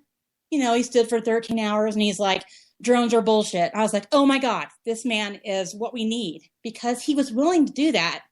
At the same time, I think it was very close by when Wendy Davis did the whole standing up for a late-term abortion because she's a hag. It was very interesting to see him filibuster for 13 hours about not droning innocent people. And Wendy filibustered for 11 hours, talking about how we should kill innocent people. It really is a dichotomy right there between the right and the left, don't you think? But she's another story. So I wrote this whole article about when I used to blog more than I do now. I wrote a whole piece on Rand Paul and how I had kind of this political crush going on because I respected him actually standing up and saying these things. Now, to be fair, Ted Cruz hadn't done his piece about Make DC Listen yet. He hadn't read Green Eggs and Ham to his kids. Things have changed since Rand did that. But he got my attention, and he did it again when he did this whole announcement for running for president. I love that his pastor spoke, his pastor said he is an independent. There was the gentleman, the Guatemalan, I think he's a doctor. I was so blown away about all the different pieces going on, talking about Senator Paul's work in Guatemala at this clinic where he helps Guatemalans get their eyesight back. A little girl, she was blind. She sang our national anthem. I cried for 10 minutes watching her. I was moved. And it could be, this is fair, it could be I'm so desperate at this point to believe in someone again, to have a leader come up and say something important that I care about, to actually have someone say something I agree with or I'm not offended by. It could have just been a reaction like that. It could have been the whole desperation for a good guy again that got me kind of marking out. And don't worry, I'm still really not on the Rand wagon. I know a lot of people are. I appreciate the libertarians that support him. I think we need to find a way to work with libertarians if we're going to make this happen. Because I tell you what, the left could run a bologna sandwich and they will vote for that bologna sandwich. There is no infighting within them. Once they pick someone, it's like, yeehaw, where we go. Even if they nominate someone horrible like Hillary Clinton, they're going to go, well, she sucks, but, and they're going to support her. So we got to figure out, because there are definitely more of us than there are of them at this point. And that includes those libertarians. It's interesting when you run into the moderates and they're like, we're really important, you better kiss our ass. And I'm like, you know what, we've been kissing your ass the last 6 years and it's done nothing for us but lose elections. So I'm done kissing moderate ass. Take your moderate ass and go vote for the Democrats. I'm fine with that at this point. I'm done pandering to you, because no matter what we do for the moderates, it's never going to be enough.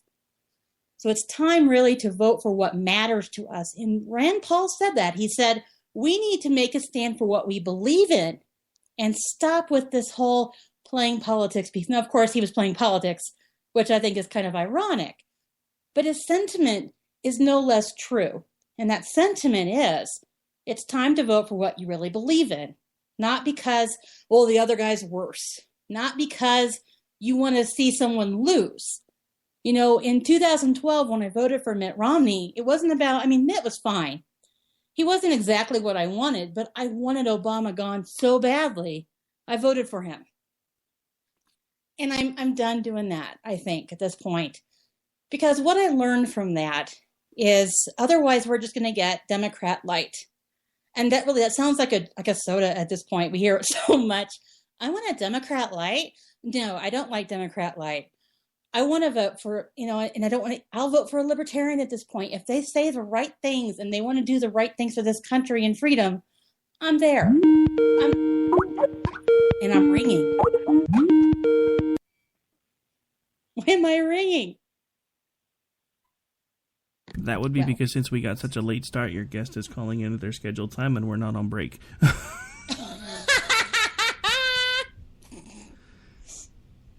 So they get to hear this too. Okay, well, that's fine. I'm going to go ahead and go on.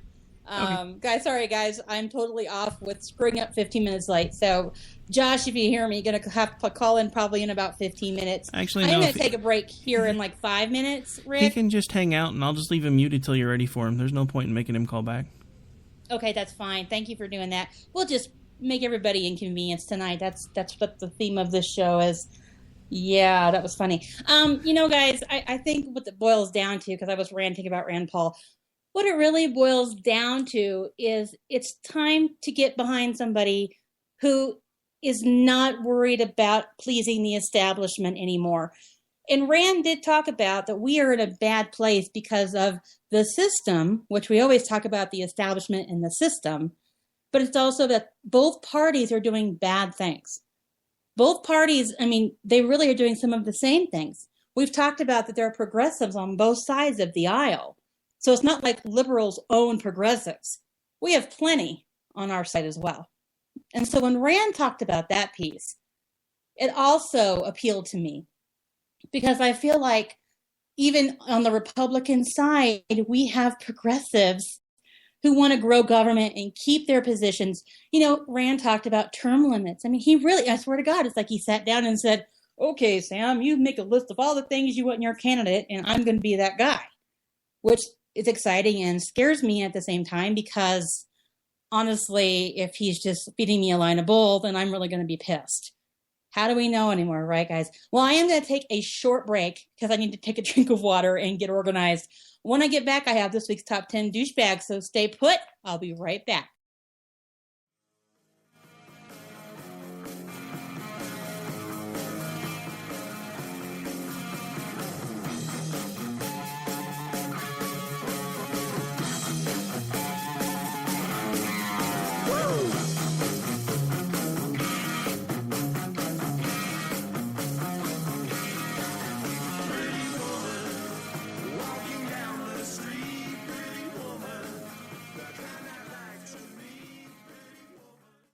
We here at Politainment love to read. Well, except Pole, but, anyway. Thing is, we're all super busy, and rarely is there a moment where we can just sit down for an hour and get caught up on the book we've been wanting to read. Many of us just don't have the time. But what we do have is a smartphone, a tablet, and a subscription to Audible.com. You see, Audible.com gives us the ability to get caught up on the books we want to read, but it's the audio version that in many instances is narrated by the author. So this way we can hear chapter 2 on the way to work, while cutting the grass, or while in the bathroom. Hey, don't act like you don't do that too. And Audible is part of Amazon, so there are hundreds of thousands of books to choose from. If we just described you, a person who loves to read and just doesn't have the time, then we want to hook you up. Go to audibletrial.com/Politainment and you get a free month trial, and that includes one free book. Yes, even new releases, for free. You get a 30-day free trial with no strings attached, and at the same time, you help out your friends at Politainment. Go to audibletrial.com/Politainment. Get your books on the go by going to audibletrial.com/Politainment today. Thanks. Hey everybody, this is Jason, host of According to Me. I'd like to invite you to check out my show. It's a 2-hour show that lasts 60 minutes and, listen, I hate to interrupt, but one thing I can do is read off a script. Just say, let me be clear a lot. It works. President Obama, I can handle this. It's a radio promo. I'm not green. I've done this before. Did someone say green? Now, Al Gore is here. Listen, I'm just trying to record a radio promo. Do you mind? Now, do you say good things about me on the show? No, not at all. But if it makes you feel any better, I rip on Republicans just as much. The AM radio frequencies give off very high levels of radiation. Look, my show is on the internet, which you invented. Can I just do my promo? I got a pen. I can veto that, you know. I know you got a pen. It's not a law. It's a radio promo. Listen, just listen to my show. Barack Obama and Al Gore hate it, so you're going to love it. Here's an executive order. Don't listen to his show. He doesn't like me. He's racist. And he doesn't recycle either. That's it. I'm done. It's According to Me, Wednesdays, 10 p.m. Eastern, right here on K98 Talk.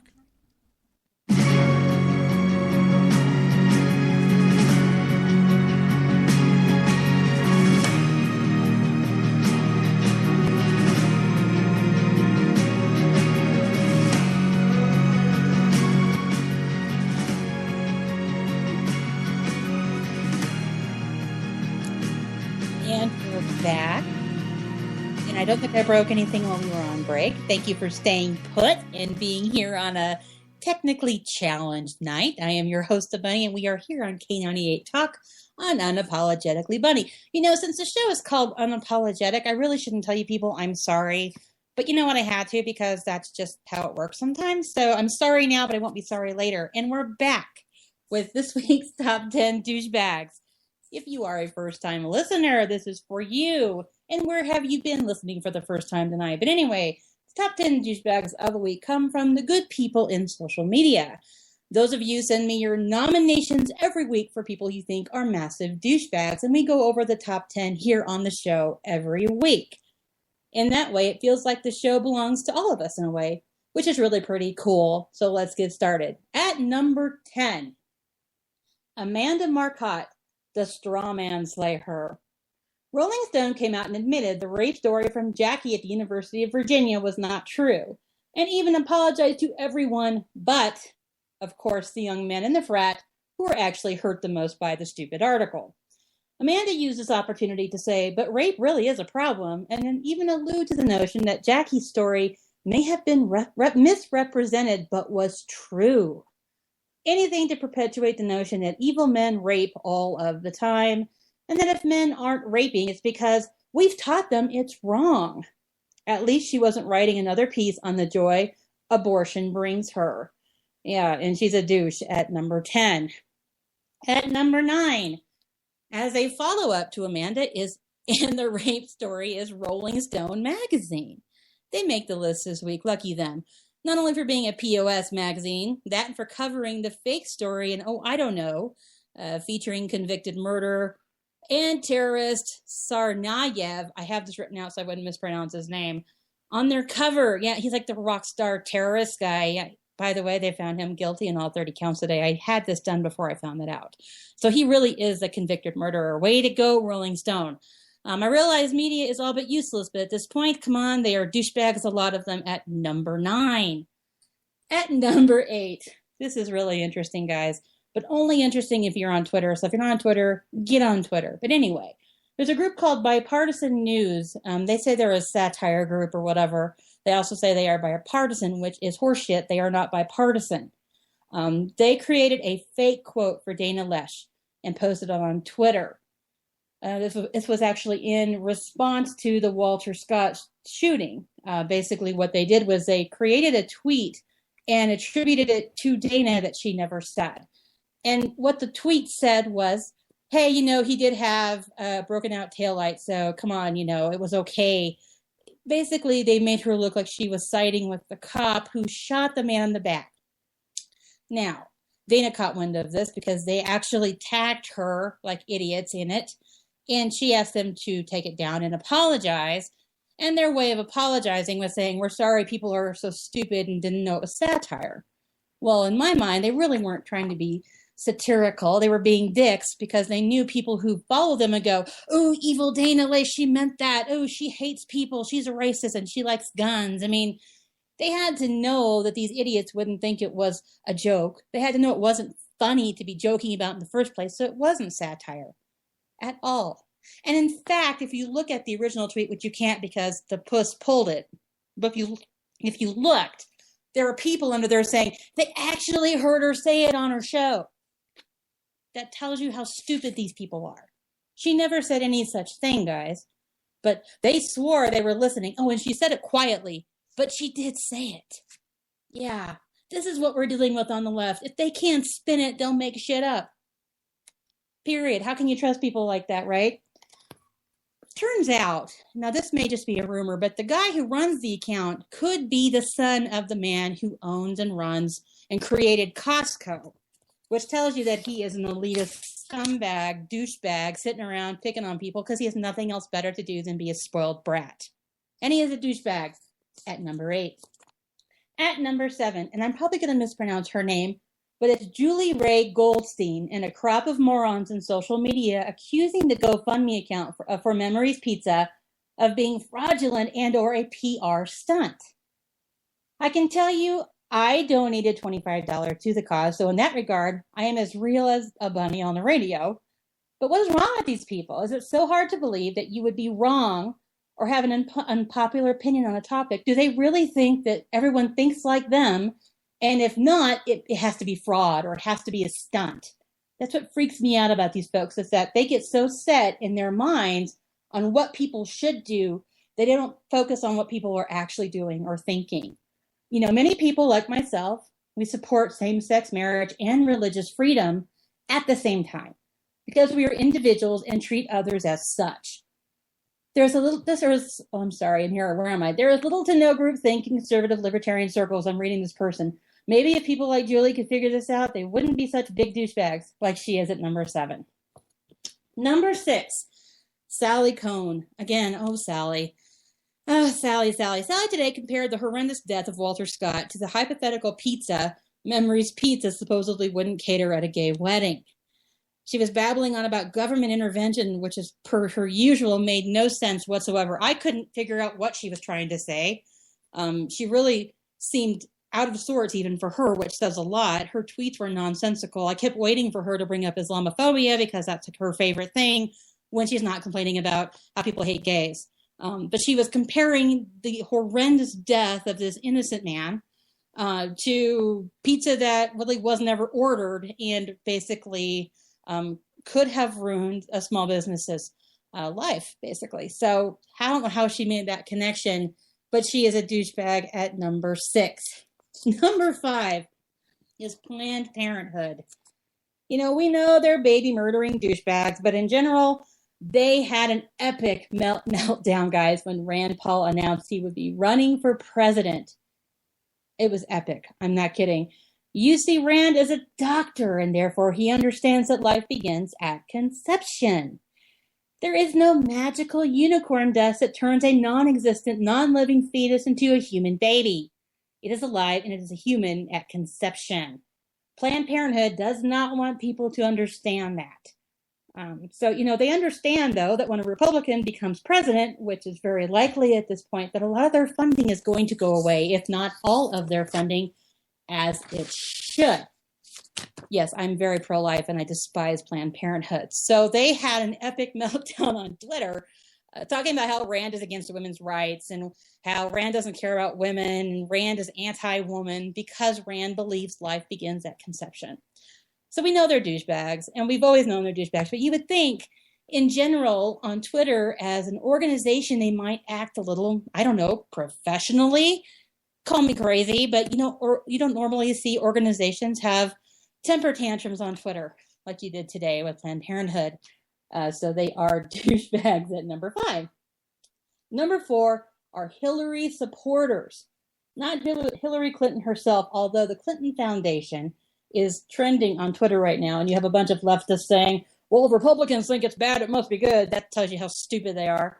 But no, it's her supporters. Her supporters don't want you calling her Hillary. Because if you call her Hillary, that's sexist. Think about that for a minute. If you use Hillary's name, that's sexist. I'm Sam. So if you call me Sam, is that sexist? Oh, no, I guess not. But apparently, if you call her by her first name, you're referring to her as a woman, which is somehow sexist. I don't get it. I have lots of other names for Hillary, like Heifer and Cankles and Pantsuit Princess, Butcher of Benghazi. I have some names for her that are maybe a little meaner than that even. But Hillary is sexist. Her supporters are going to be real interesting, guys, in this primary. I really hope, actually, though, that they run her because it'll be a blast to beat her and watch her lose. Again, on that note, her supporters are douchebags at number 4. At number 3, I added this one myself. I own it. I did this. The University of Wisconsin in Madison and Milwaukee are giving students extra credit for being bisexual. Yeah, I'm not making that shit up. I mean, you can find the story. It's online. Apparently, if you're bisexual, you get extra credit. I know, right? Where was this when I was in college, guys? Because, hell, that's the time you do that, right? That's when you're supposed to explore and maybe see what's going on. And, hey, if you get extra credit, why not? What, do pansexuals get double extra credit because they have sex with anything and everybody? There are some confusing things here, guys, because a bisexual and a pansexual are different things. There are so many different sexual things going on that I would get confused and have to probably have a tutor at this point in college, even though I would get extra credit for being bisexual. Unbelievable, University of Madison and Milwaukee. We know that you are liberal bastions. We get it. But come on. The loss to Duke was enough. Please don't do that to me on top of it. And at number 3, you are douchebags. At number 2 is John McCain. Now, please note, John McCain is a Republican, I think. And we here at Unapologetically Bunny are fair and balanced in our douchebag list and oftentimes have a Republican or two on the list. John McCain made the list at number 2 because John is going to run again in Arizona. When I first saw it, I thought he was running for president again, and I about moved to Canada. Or I almost had an aneurysm. I can't tell the difference. But here it was. John McCain's running again. What is this? Would be his, 9th, 10th, 25th term? I don't know. He's been there too long. He's been there since God was a boy, let's be honest. And it's time for him to go away, to retire and go fishing or something. He's at that age, right? But he wants to be the senator in Arizona again. Arizona, pay attention. Do you really want this guy to represent you again? Time for something different. And he's a douchebag at number 2. At number 1, I imagine you guys can guess who won. It is Obama, of course, but there were a couple things people wrote this week other than he just sucks. One is over the Iran deal, which we talked about a little bit already last week. The whole, hey, have whatever you want, we get nothing, that deal. His comments on Easter Sunday when he called it a tale. He called our religion or Christianity a tale. And tale implies a story. It implies perhaps a nonsensical or not real story. Yeah, he's really a winner this week, guys, with Christians. Oh, and then this, Donna, this is for you. She wrote, causing my Wildcats to lose the NCAA championship, you fucking asshole. That is for Donna. Thank you for that, Donna. But he is a douchebag at number 1. You guys, a couple people, and I have gone back and forth about whether or not I should bring this up, and I'm going to really quick since we're already late anyway. A couple of people actually nominated Todd Kincannon for my douchebag list. And I was not sure whether or not I should address this on the show or just ignore it. But I will tell you this, I didn't add him to the list because Todd has been a friend for a long time. And if you haven't heard the news, he was arrested this week for domestic violence. There are lots of claims of other instances of domestic violence. His father has gone to the newspapers and said some story. I'm trying really hard not to be judge and jury at this point with Todd. I don't think that's our place. I think we're better than that. You know, for months we were telling Ferguson, look at the facts before you make a decision. Look at the facts before you make a decision. And that's what I'm trying to do here. And, you know, I realize Todd has pissed a lot of people off. Todd has said some things that offended even me, and you see what I write. So that tells you right there what he's been doing. But at the same time, I feel like until we know what's really happened, I'm not ready to put him on that douchebag list just yet. Now, if we find out there's facts and he is convicted and he did this, he will be number one on my douchebag list because Ashley is a friend as well. And she really is in my thoughts and prayers. And I would encourage you guys to do the same for both of them because clearly everything that happens is going to be on Twitter and in the media. And you know the trolls are having a great time with this unfortunate account. So I did not put him on the list, but I wanted to address it since a couple of you nominated him. And I also wanted to kind of talk about it because we did travel in the same circles. Todd is somebody who has stepped in and helped me with some of my nastier trolls. And if you've seen some of those really nasty trolls, you know how bad they can be. So on that note, he did not make the list, but I wanted to address it because I know it's kind of out there. And you know what? I'm going to take a short break. And when I come back, Josh Smith has been waiting patiently because I screwed up getting on my show. We'll be right back to interview him, so stay put.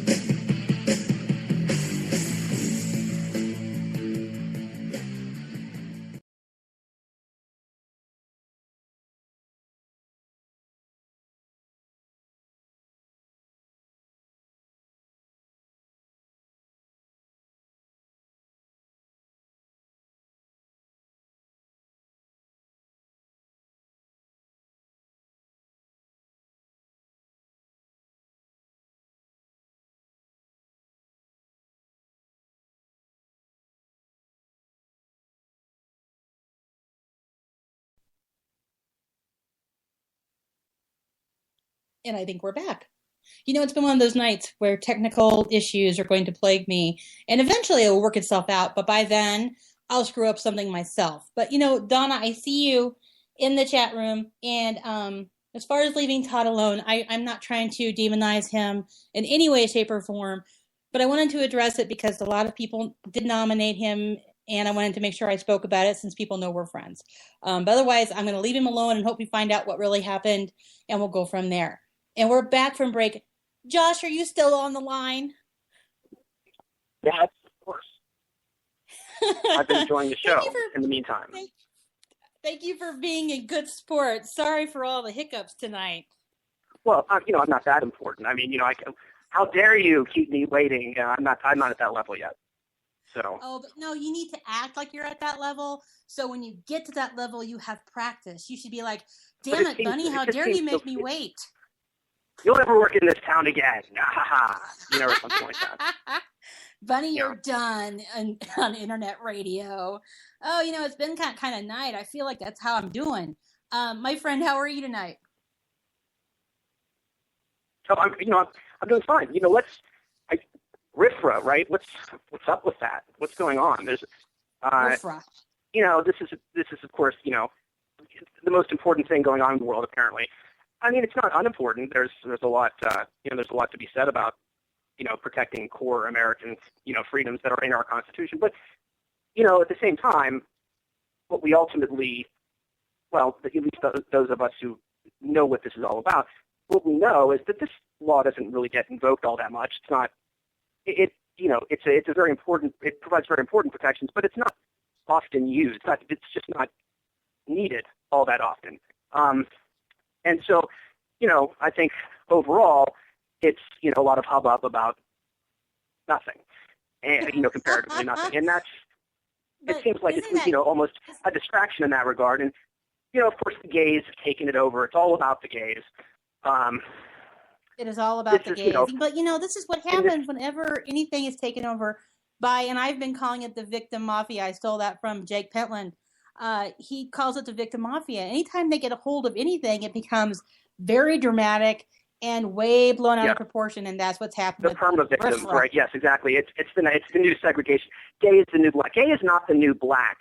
People that have said that are just. I mean, I use this hashtag called liberal analogy problems for stuff like this because it's beyond absurd. The idea that this that this stuff is like the lunch counters, like segregation, it's laughable, but for some reason it seems to carry sway with people.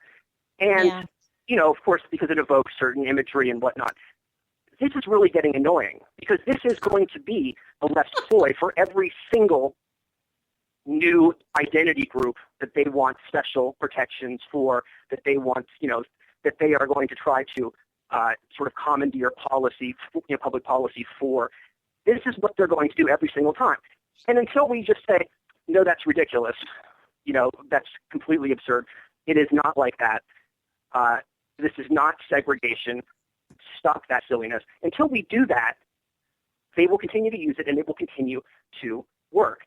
And indeed, in Indiana and Arkansas, they've managed to get GOP governors in heavily GOP-controlled states. In Indiana, there's a GOP supermajority in the Indiana legislature.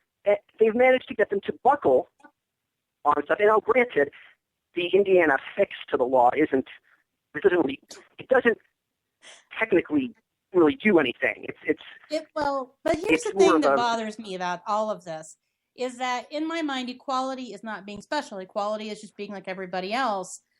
They really have fundamental created misunderstanding policy. that they fundamentally don't understand this sort of legal concept. They say, well, it's about equal rights, not special rights. No. See, the thing is, that is special here's why rights. it's about special rights. If I'm an employer, I can fire you for basically almost any reason. There are certain limited reasons I can't fire you. For example, I can't fire you because you're black. You're not black, but if you were, I can't fire you because you're black.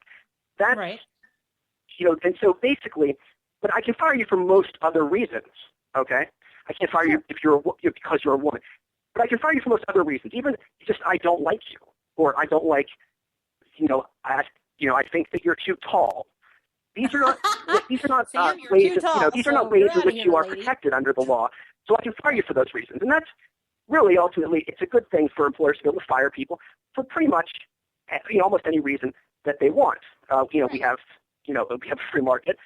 Employment is generally at will, and that's a good thing.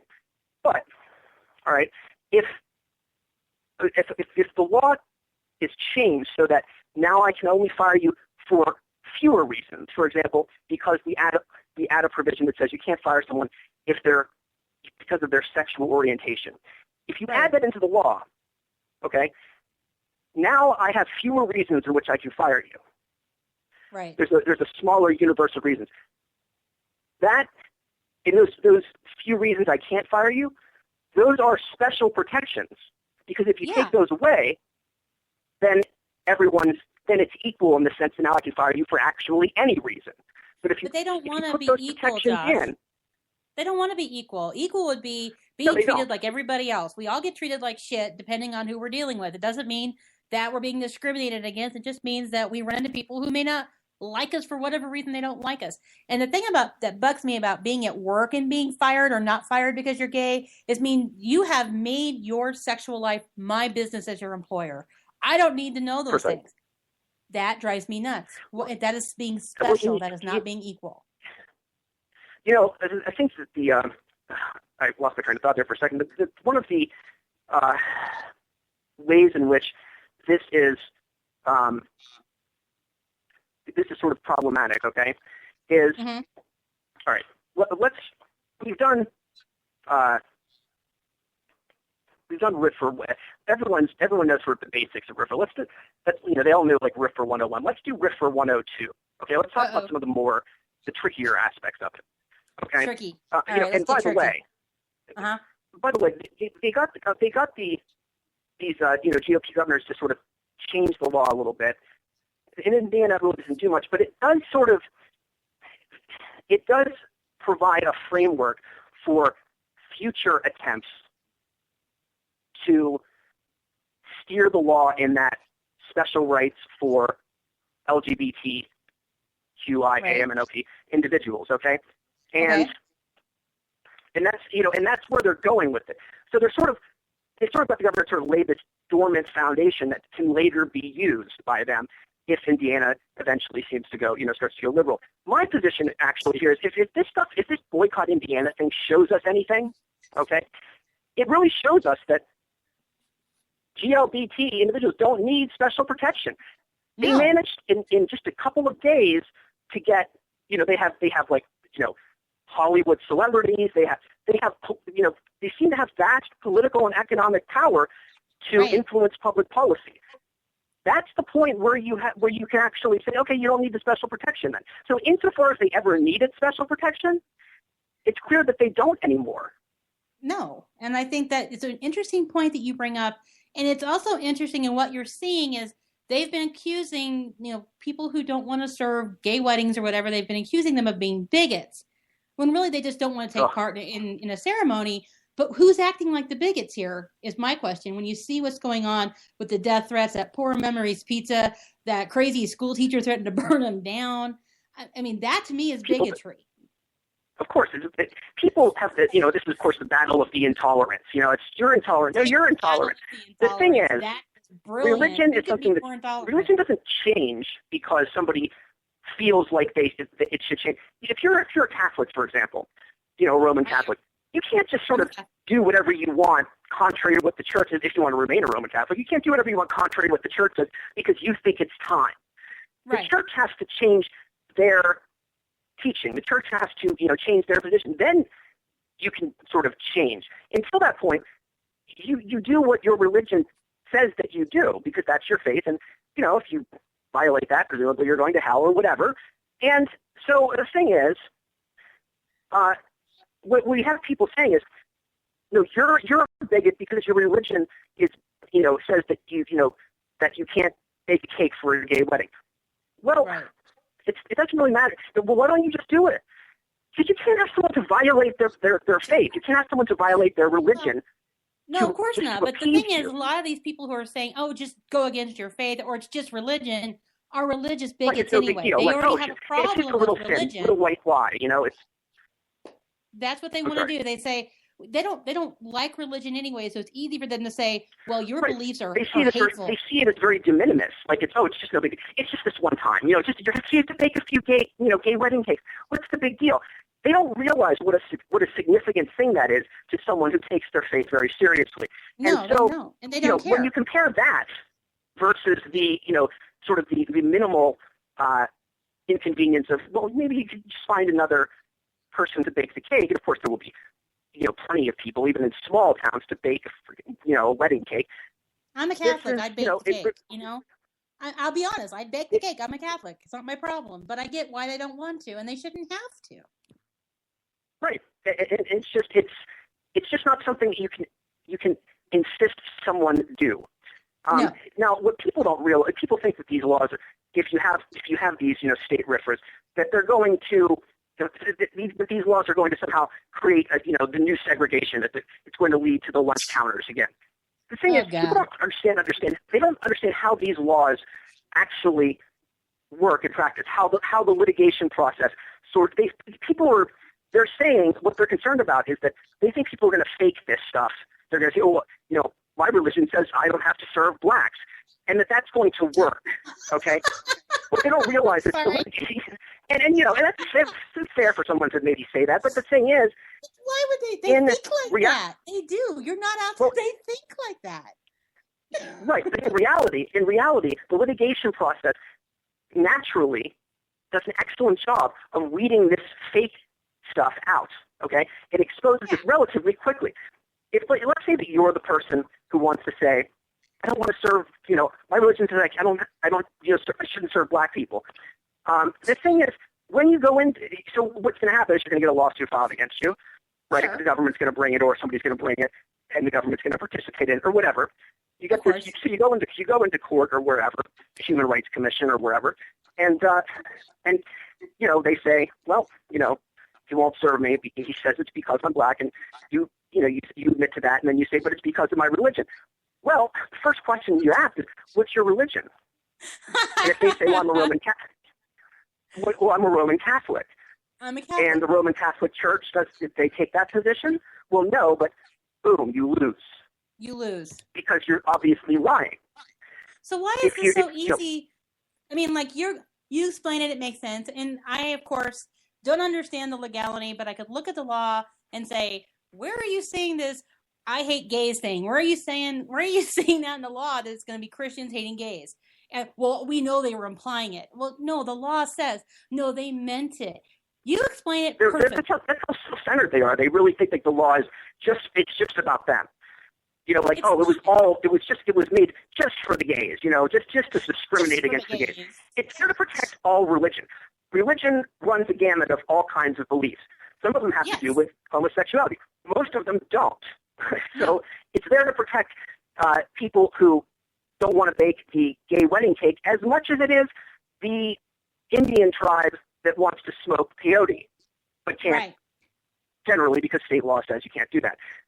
So it's there for it's not there just for gay people. But again, it's the gay law today. They're just all about it's a narcissistic self-centeredness. It's a very ugly thing. Now, Josh, wait, I have to interrupt you. I mentioned earlier, and I hope you don't mind, but I mentioned that you yourself are gay. And I think that is what makes I'm one of those. You're one of those. Here's the thing with you. Gay, proud, it's great. I love it. You are their agenda's worst nightmare. You're someone saying, knock that shit off, you make us all look stupid. I think that is so awesome about you. And we talked a little bit about how important it is for conservatives to and you said it the best, you said, we need to let our GOP gays at their gays and be done with it. Right. Well, the whole thing is what you end up with. The way the media narrative goes is that the left marches with a bunch of gays, right? In all kinds of, from all walks of life, if you will. And, and they're like, this is all anti-gay. This is just discriminating against gays. And they say it just like that, too. And then the GOP brings in some pastors, to come in on the other side of it, of whatever show on CNN and be like, it's not about that. It's not. Nobody's going to believe that. People are going to look at that and say, well, everyone's obviously just acting in their self-interest because they hate gay people. And the GOP ends up looking stupid. Yeah. What the GOP needs to do is they need to neutralize that gay aspect of it. They need to the GOP needs to be like, okay, we're going to send in our gays to meet theirs and be like, it has nothing to do with being gay. This isn't a law about homosexuality. Nothing to do with that. You neutralize that, everyone's on an even playing field. They're gays. You kill me. But you're right. We need people. The GOP if either that the GOP doesn't realize that they do have, their gays, they don't know that their side has them, okay, or they do, and they for some reason just don't care. I don't know which is worse, okay, but the left will continue to win in this situation so long as the GOP does not neutralize that aspect of it. Right. Everyone thinks that gays, the left has a monopoly on gays, that they all belong to the left. Right. That's absolutely not true. But no, the GOP GOP not. But doesn't it's the same thing show as that. women. They take no opportunity to show that. It's absolutely the same thing as women. Of course, if you're gay, it's in your DNA to be a Democrat, just like when we're a woman, it's in our DNA to be a Democrat. And those of us who are not, we are the enemy. You, though, are a different type of enemy. You are the type of enemy that can really fuck things up for them. And I think that is the best type of enemy that we have. And for you to be so honest about how we need to send our gays in there, you're right. And it sounds horrible. It sounds like we're exploiting people like you, Josh. But at the same time, fine. Well, you're very powerful in that way. I want to be exploited. I'm tired of us losing. Okay, and we're losing because the way we're losing is so embarrassing because they are total idiots on the left. They are. The only reason they win is because we're gay and feels and whatnot, and all of a sudden they win. That should not happen. Fine, exploit me all you want, so we can combat that and actually win the public dialogue, if you will, the national conversation, because of the merits of our position. Once you neutralize that, it's all about discrimination and gays, and once you get rid of all that, the right always will end up winning because our positions are considered. Our positions are thoughtful. They're logical. They're intellectual. The lefts are not. No. Well, but a lot of what the left does is all about the emotional side of things. And, it hurts their feelings that you don't accept them. And what they don't understand is you can't force people to accept you. You have to give them a reason to accept you. And threatening to burn down pizzerias and being assholes does not inspire people to like you. But really, the most it's reasonable to expect out of somebody is as far as what they think is bare bones tolerance. And when I say that, I don't mean that they have to like. What I mean is they're not physically harming you. Basically, that's what I mean. Right. That's all that is really reasonable in a free society to expect. Anything more is unreasonable. You can hope for it. You can hope for utopia. But you can't. It's unreasonable to expect it. Gays don't only want other people to accept them; they want them to love them too, to make them a part of their lives. This is not good. That is not how a free society works. No, it's not. And people get this notion in their hives that freedom is this nice thing, and freedom is not a nice thing. Freedom kicks your ass, and if you don't get on board, you're done. That's what's so great about freedom. We don't have to be friends. There's a direct analog to to freedom of speech. Of course, having freedom isn't free. People say, having freedom of speech means you have to tolerate, you have to, deal with the fact that some speech is going to be offensive to you, or you're not going to like it, or whatever. Okay, that doesn't. That concept of having to, sort of deal with the downsides of a free society, or the negatives, if you will. That applies just the same in the context of, free exercise of religion. There will be some times when people are going to they're going to say, I can't bake your gay wedding cake. And people think that this is somehow that religious people would take pleasure in that. They'd be like, I can't bake your gay wedding cake. Ha, ha, ha, ha, ha. That's not, chances are they want the money. Who wants to turn away business? But the thing is, they just can't. It doesn't matter how much they want to. They're not allowed. The religion says no. And so, so there's people, they misunderstand that too. Again, they always think it's about them. They feel slighted. Well, people that are religious, they have, there's sort of a voluntary restraint on freedom. People think, well, the Amish, they get all kinds of exceptions to rights to laws. Why shouldn't they be treated equally? Okay, really? Is that your position? Do you realize how lame the life of an Amish person must be? Other than, I'm sure it's very religiously fulfilling for them, whatever.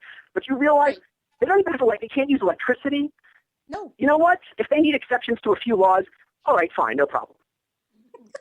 Wait, I have a question for you. When the Lord closes the door, he opens the window, right? There are pros and cons to everything.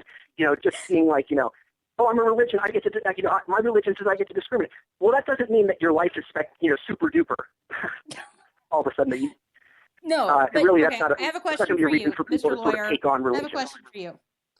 Okay, so in Colorado, they have a law that specifically addresses the fact that people of religion cannot turn people away. There was a photographer who didn't want to take wedding photos, and the courts, they went after her because of the law in Colorado. The same law, though, did not apply to a gay baker who refused to bake a cake for somebody who wanted something on the cake that he found offensive. How does that work? Well, on an intellectual level, there's no intellectual basis for it. Really, it's utter hypocrisy. Legally, you could look at it like, oh well, in that case, it wasn't discrimination based on one's religious views, in the sense that when they said, I don't want to. I mean, in that case, the baker is saying, I don't want to bake your cake because I don't like the message. Right. That is a little bit different than saying I don't want to bake your cake because I can't bake your cake because my religion says I can't. So it's almost like it's like we were talking in the employment context before, where you can fire somebody. You can't fire someone because they're black, but you can fire somebody because they're too tall, or you think they're too tall or something. That's sort of what we have here, where in the case of the person that's turning away the anti-gay message, that's the analog there is the too tall case. I mean, I'm not saying, of course, that that's a good thing. But no, that's but it where makes sense now. I couldn't understand that's where these how laws that all would lead, work. though. All of these laws lead to the point where Now we're going to basically say that people can refuse a cake based on the message, and if and certain messages are positive. There's literally people on Twitter that will be like, well, I mean, bigoted cakes shouldn't, people should be allowed to say no to those. Okay, right. So how are we to determine what cakes are bigoted or not? Are we going to have a special commission for that? What is bigoted? Yeah, and it's all about what it reduces to we have our government micromanaging bakery transactions. But it's always something when it comes to the left. They find a way to dramatize it, to make it seem all about them. One of my biggest tweets was, "Dear gay people, this law is not about you. Everything is not about you." And it got retweeted like several hundred times, which was really funny because I felt the same way about what you said. It was like, not everything is about you guys. This law is not about you. It's about protecting people in business.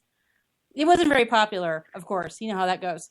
But I did have one more question for you, and that's actually kind of a favor. We were talking, you talk about wanting to be exploited, and I'm going to ask if we can exploit you at Politainment.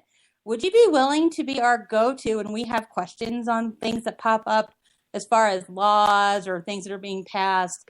Because we don't have anybody on the Politainment group who really knows things the way you do, and we would love to exploit a gay lawyer. Can we do that? Absolutely. Yeah, sure. Because we wouldn't be capitalists if we yes. weren't trying to exploit you. But we and talked people, about I put out a tweet that where I was like, media, hey media, I'm willing to, I'm a gay lawyer. I want to defend Indiana's law. Let me reach out to me if you're interested. And of course, mainstream media is, I wonder whether they even saw it. But if they did, they might have been like, well, let's just move on. I'll pretend I didn't see that one. They want to, sort of pretend like people like me don't exist because they have to. In order, they know full well that what we were saying before, where if the right can show that we've got gays too, okay, and we have our gays. It's not too. about the gay thing. If we can do that, we neutralize the left very quickly. It's very easy to do. You have to know how to do it, but it's very easy to do. They're frightened to death of that.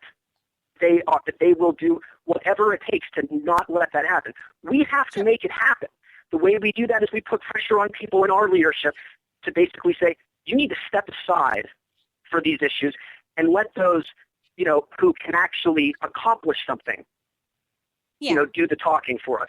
Of course, the problem there is that there's a little bit of distrust between, GOP and gays, especially groups like the Log Cabin and whatnot, because of how they've been with regard to some of these issues, including this one, including the gay marriage thing.